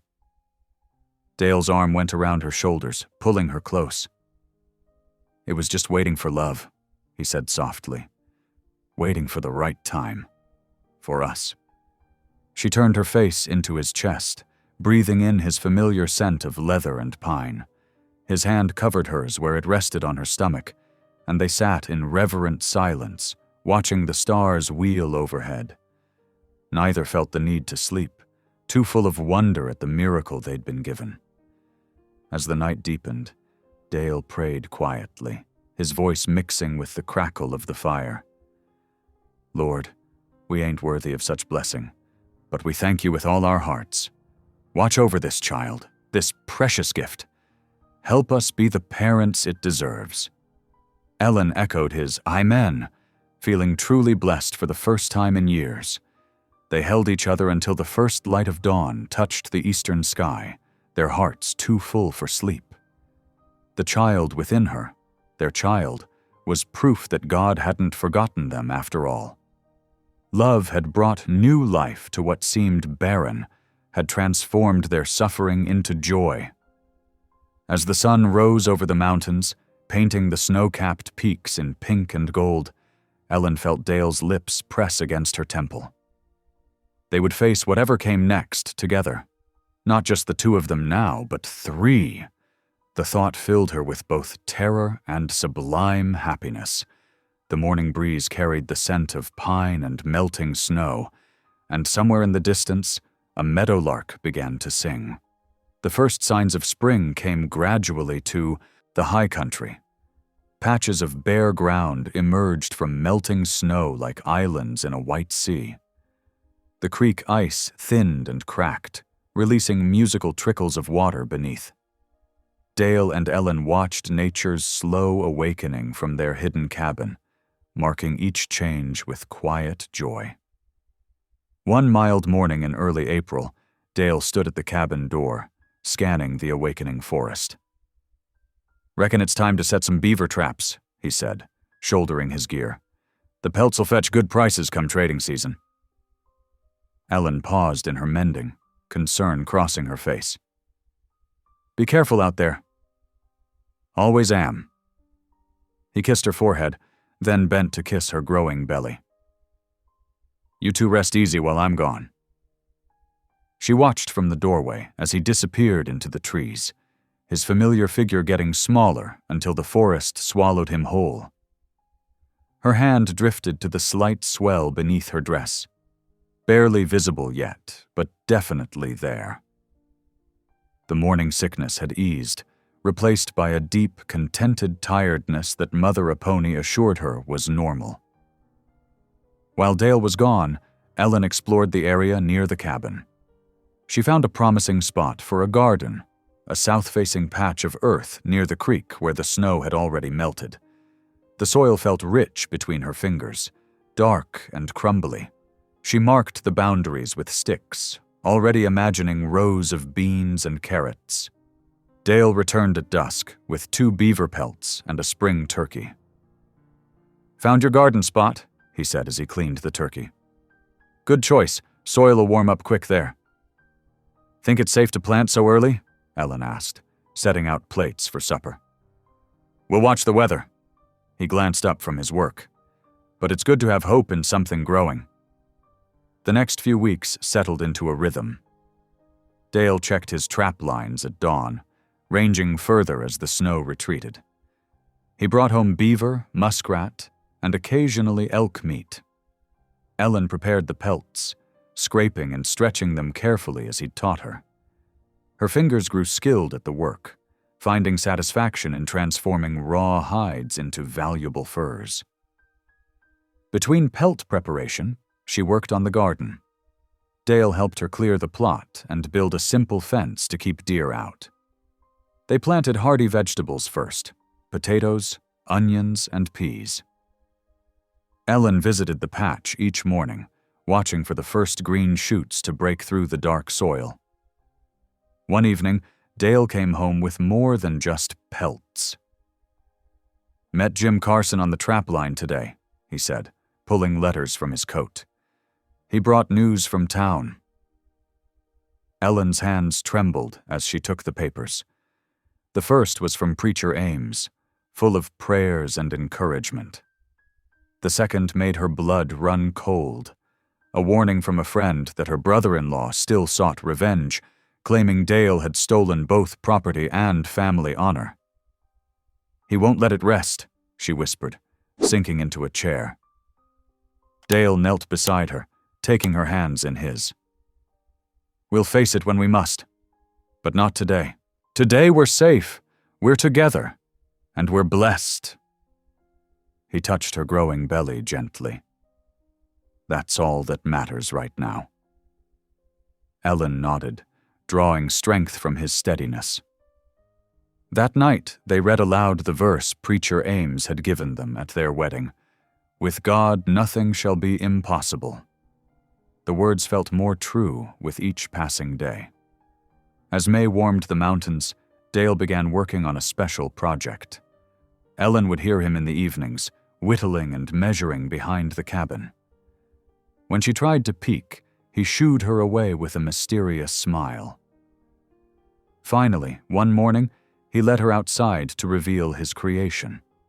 A cradle, crafted from sturdy willow branches he'd gathered along the creek.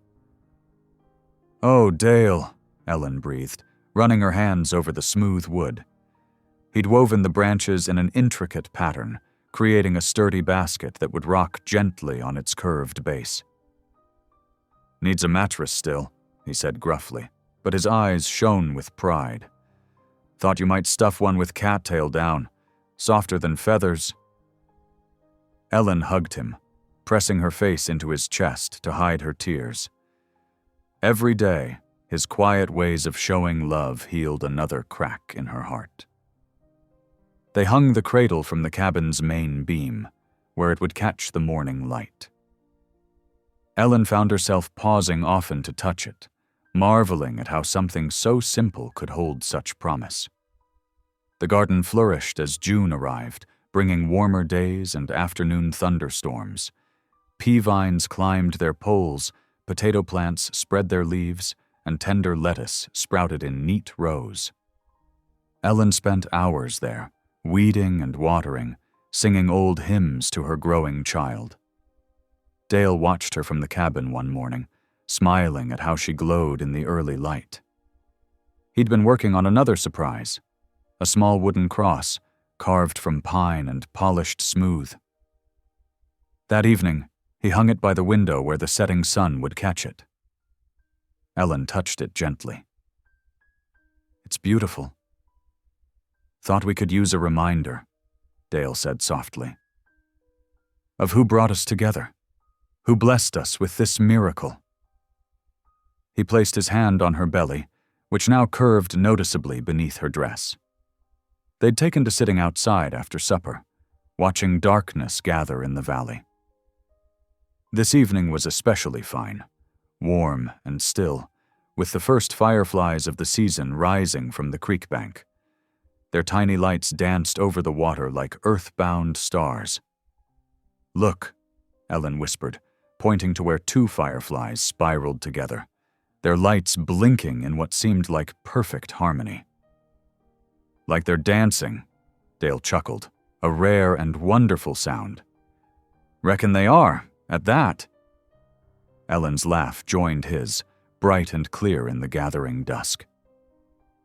The sound echoed softly into the pines, then faded into the peaceful night. She leaned back against Dale's chest, his arms wrapping around her and their unborn child. The creek murmured its endless song. Crickets chirped in the grass, and more. Fireflies rose to join the dance. In that moment, Ellen felt complete. Despite the threats that still lingered in the world below their mountain sanctuary, she knew this was where she belonged. Here, love had transformed her from unwanted property into a cherished wife and mother-to-be. Here, faith bloomed like her garden, nourished by daily acts of devotion and care. Dale's hand found hers in the darkness. Together they watched the fireflies paint their light poems across the night, each flash a reminder of God's endless capacity for creating beauty from darkness. The wooden cross in their window would catch tomorrow's sunrise, marking another day of their shared journey toward whatever lay ahead. For now, they had this moment, the warm June night, the dancing fireflies, the gentle movement of new life beneath their joined hands. It was more than enough. It was everything. The late August sun beat down on Ellen and Dale as they loaded the borrowed wagon. Their friendly neighbor, Rancher Thompson, had insisted they take his sturdy vehicle for the journey back to Cannon City. "Ain't right for a woman in your condition to ride horseback that far," he'd said, pushing his hat back and squinting at Ellen's prominent belly. Dale secured the last rope over their meager possessions, some furs, tools, and the willow cradle he'd made.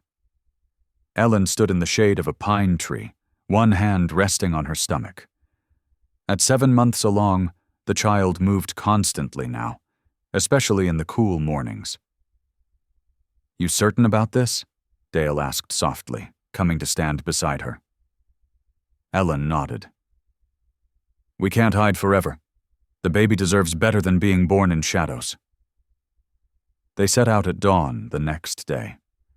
The wagon creaked and swayed as it descended from their mountain sanctuary. Ellen sat beside Dale on the wooden seat, a quilt padding the rough boards. She watched their cabin grow smaller until the trees swallowed it completely. The first day's travel was slow but steady. Dale kept to the old mining roads where possible, choosing the smoothest path for Ellen's sake. They stopped often to rest and water the horses. At midday, they shared a simple meal of jerky and hardtack beneath a towering cottonwood. "Preacher Ames's last letter said he'd help us," Ellen said, brushing crumbs from her skirt. "Said he's been speaking to folks about us." Dale nodded, his eyes on the distant horizon. "Good man, the preacher. Reckon we'll need all the friends we can get." They made camp that night in a sheltered valley, the wagon positioned to block the wind. Dale built a small fire and heated beans and coffee. The familiar smell reminded Ellen of their first nights together in his cabin, when she'd been too proud and frightened to eat in his presence. Now she sat close beside him, sharing his tin cup, their shoulders touching in the gathering dark. The second day brought them down from the foothills into more settled country. They passed scattered homesteads and grazing cattle. Ellen noticed how Dale sat straighter, more alert, his rifle close at hand. But no trouble found them on the dusty road. By mid-afternoon, Cannon City's church steeple came into view. Ellen's heart beat faster at the sight. This place held so many memories, most of them painful. Yet something had changed. She was no longer the broken woman who'd been sold for $5 in jerky. She carried new life within her, and Dale's quiet strength beside her. The town had grown in their absence. New buildings lined the main street, and more people crowded the wooden sidewalks. As Dale guided the wagon down the rutted road, heads turned. Conversations stopped.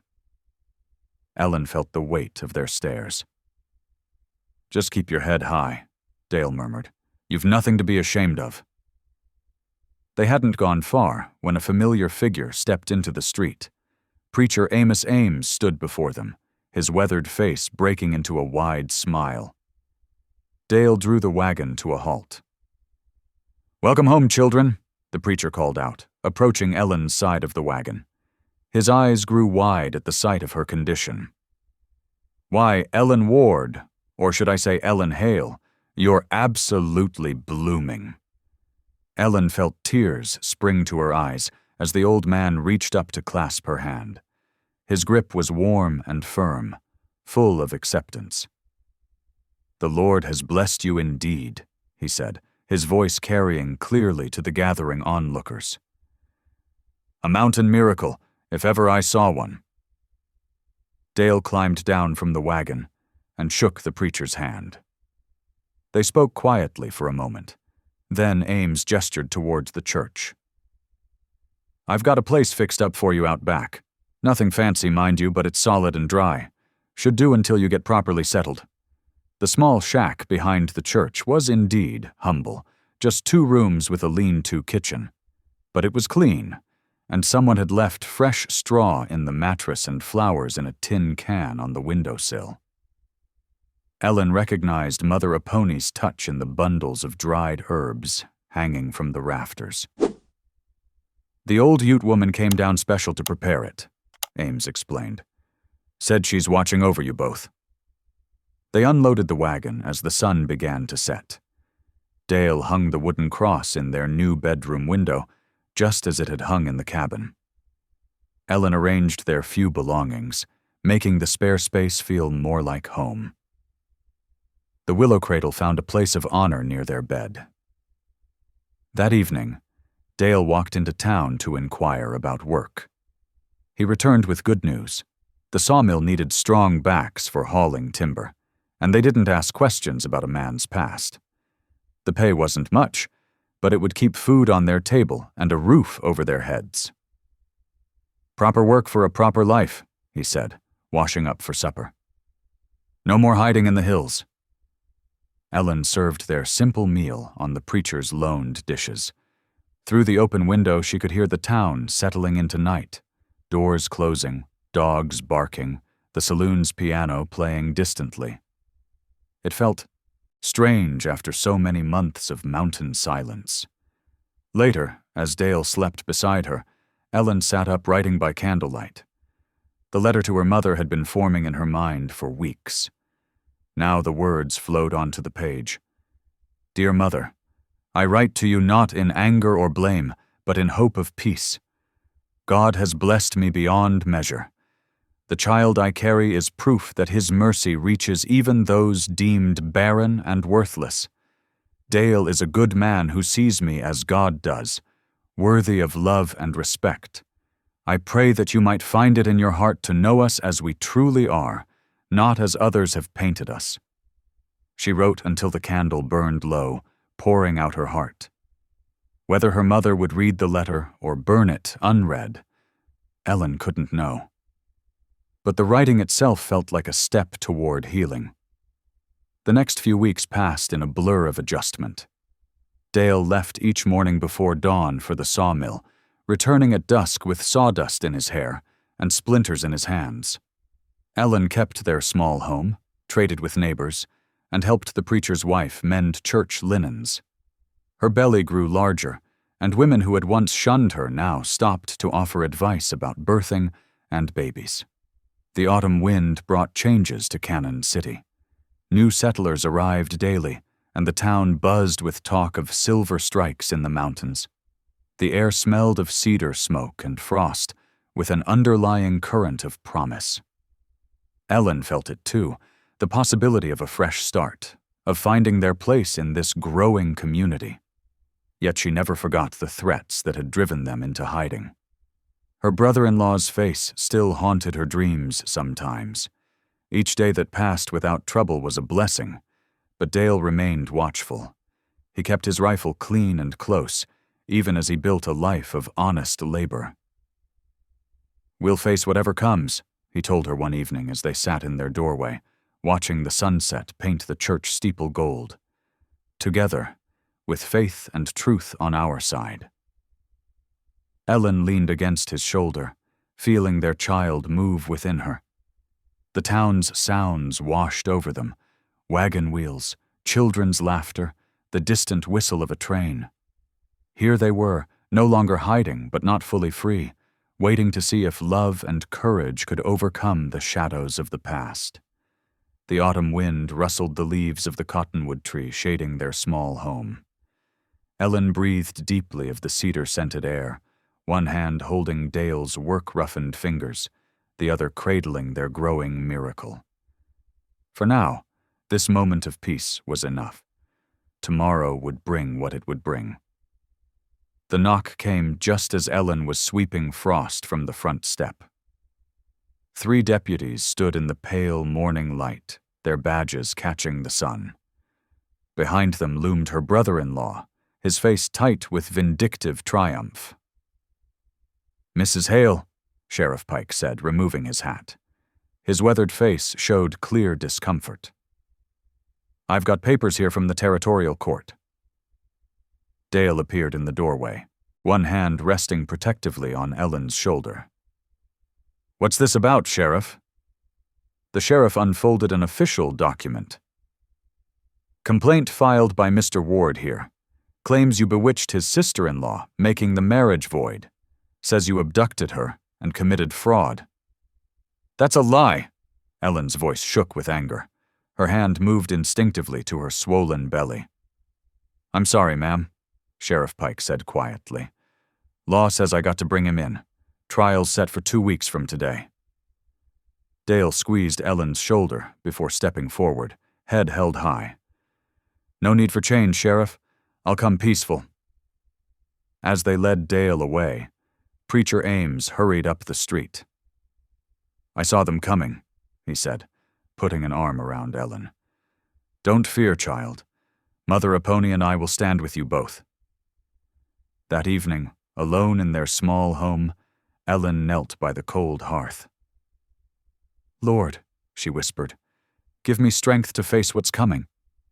Her prayers mingled with her tears as the first snow of the season began falling outside, soft and steady, just like that storm months ago that had brought her and Dale together.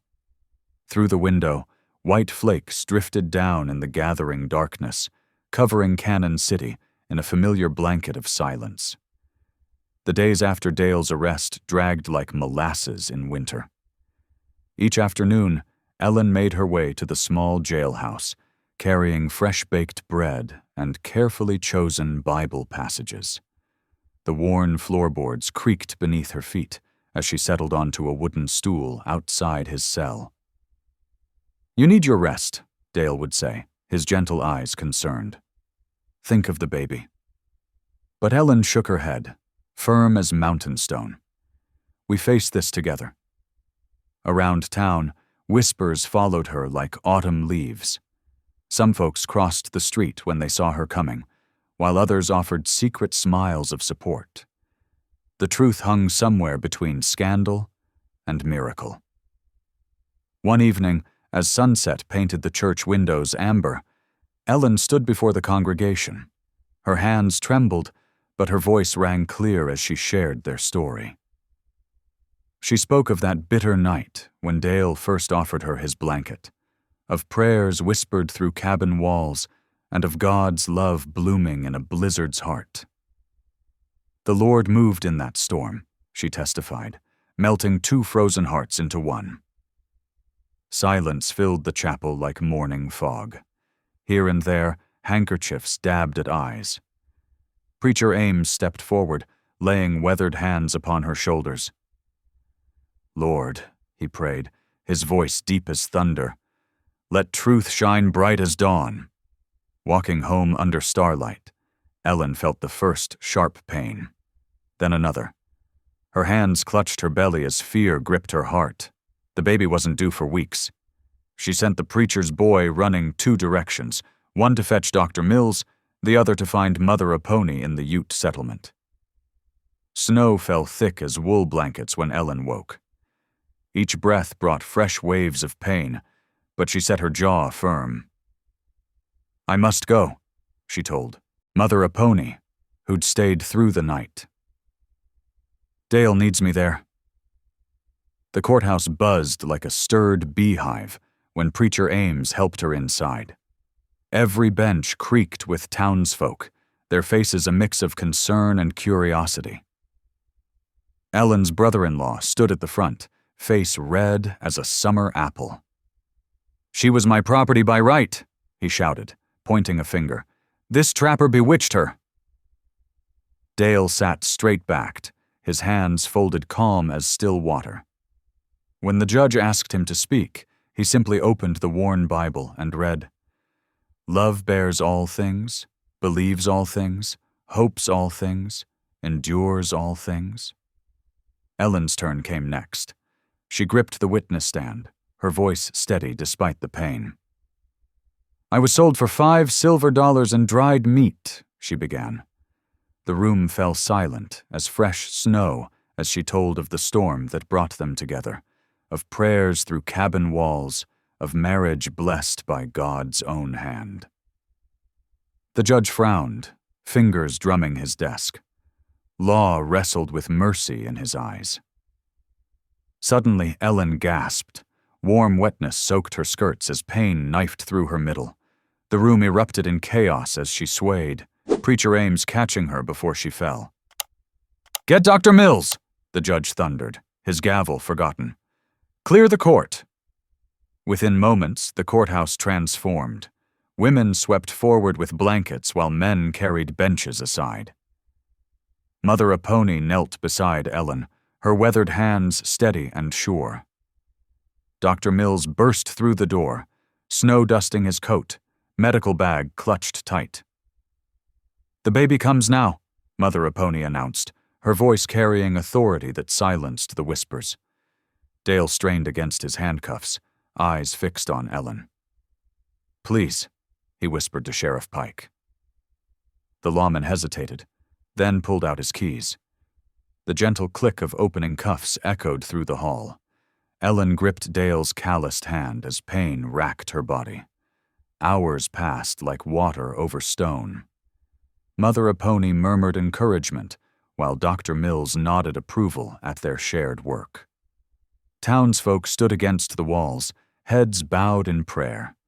Then, piercing the tension like dawn breaking night, a baby's cry rang out. Pure silence fell, broken only by soft weeping from the crowd. Ellen's tears mixed with joy as she cradled their son, his face pink as wild roses. "He's ours," she whispered, voice trembling. "And God's." The judge stood, wiping his eyes. "This court sees divine providence at work today. All charges against Dale Hale are dismissed." His gavel struck once, final as thunder. Throughout the courthouse, people dropped to their knees. Prayers rose like smoke from 100 hearts. Even Ellen's brother-in-law stood silent, hat crushed in his hands, witness to the miracle none could deny. The last patches of winter snow melted from the valley floor as Dale guided their wagon along the familiar trail to Bitter Creek. Ellen sat beside him, cradling their 2-week-old son, Samuel, beneath layers of thick quilts. The infant's peaceful breathing matched the gentle creaking of wagon wheels over thawing ground. "Almost home," Dale said softly, his eyes warm as he glanced at his family. The word family still felt like a miracle on his tongue. The cabin came into view through bare branches. Winter's fury had left its mark. Loose shingles rattled in the breeze, and the rail fence lay broken in places where heavy snow had crushed it. But the sight of it made Ellen's heart swell. This was where their love had first bloomed, where God had blessed their union. Dale helped Ellen down from the wagon, one arm steady around her waist while she clutched Samuel close. Inside, the cabin smelled of pine and winter dust. Their footsteps echoed on the wooden floor as they moved through the familiar space. Ellen's fingers traced the rough-hewn table where they had shared their first meal together. "It needs a woman's touch again," she said, smiling as she settled into the rocking chair Dale had carved during her pregnancy. "Reckon it needs more than that," Dale replied, surveying the room. "But we'll make it right, bit by bit." Over the next few days, they fell into a gentle rhythm. Dale rose at dawn to repair the fence, the steady ring of his hammer mixing with bird song. Ellen tended to Samuel and began bringing order back to their home, singing hymns as she worked. When the baby slept, she swept winter's debris from corners and hung fresh curtains she had sewn during their time in town. One clear morning, Dale came in from his work to find Ellen at the table, pen in hand, tears dropping onto paper. "Writing to your folks?" he asked quietly. She nodded. "They deserve to know their grandson, even if—" Her voice trailed off. Dale's hand squeezed her shoulder. "The Lord knows your heart, Ellen. That's what matters." The letter took shape slowly, each word carefully chosen. Ellen wrote of forgiveness, of God's mysterious ways, of the joy their son brought. She described his tiny fingers and the way he smiled in his sleep. When finished, she sealed it with a prayer, knowing in her heart she might never receive an answer. As spring crept higher into the mountains, they prepared the soil for planting. Dale turned over the earth while Ellen worked beside him, Samuel sleeping nearby in a basket padded with quilts. They planted potatoes, beans, and hardy greens, enough to see them through the next winter. "Remember when you first brought me here?" Ellen asked one afternoon as they worked. "I was so afraid." Dale paused, leaning on his hoe. "You had cause to be. But look what the Lord had planned all along." That evening, Dale hung the wooden cross above the hearth again, the same spot where it had witnessed their first tentative steps toward love. Ellen watched him, Samuel nursing contentedly at her breast. The simple action felt like coming full circle, like completion. As darkness settled over Bitter Creek, they sat together by the fire. Dale cradled Samuel, his rough, voice gentle as he hummed an old hymn. The baby's eyes drifted closed, tiny fingers curled around his father's thumb. Ellen leaned against Dale's shoulder, breathing in the peace of the moment. "They said I couldn't bear fruit," she whispered, touching Samuel's downy head. Dale's smile glowed in the firelight. They were right. God did. Outside their window, late spring snowflakes drifted lazily past, glowing orange in the lamplight. But inside the cabin, warmth and peace reigned supreme. The room that had once witnessed Ellen's despair now held their joy, their love, their miracle. Samuel stirred in his sleep, making those soft baby sounds that melted their hearts. Dale pressed a kiss to Ellen's temple, and she closed her eyes, offering a silent prayer of thanksgiving. The past, the pain, the doubt, the fear, felt distant now, transformed by grace into something beautiful. The fire crackled softly, casting dancing shadows on the walls. Above them, the wooden cross caught the light, a reminder of the faith that had brought them through the storm. Through the window, they could see stars beginning to pierce the evening sky, bright and steady as God's promises. Here in their sanctuary at Bitter Creek, surrounded by the wild beauty of God's creation, they had found everything they never knew they were seeking. Love had grown where there was once only emptiness. Hope had bloomed in barren soil, and in their arms slept the living proof that with God, truly nothing was impossible. Thank you for listening. Stories connect us in the most unexpected ways. If you felt that spark today, make sure you're subscribed. I share a new one daily, and the next might change your day.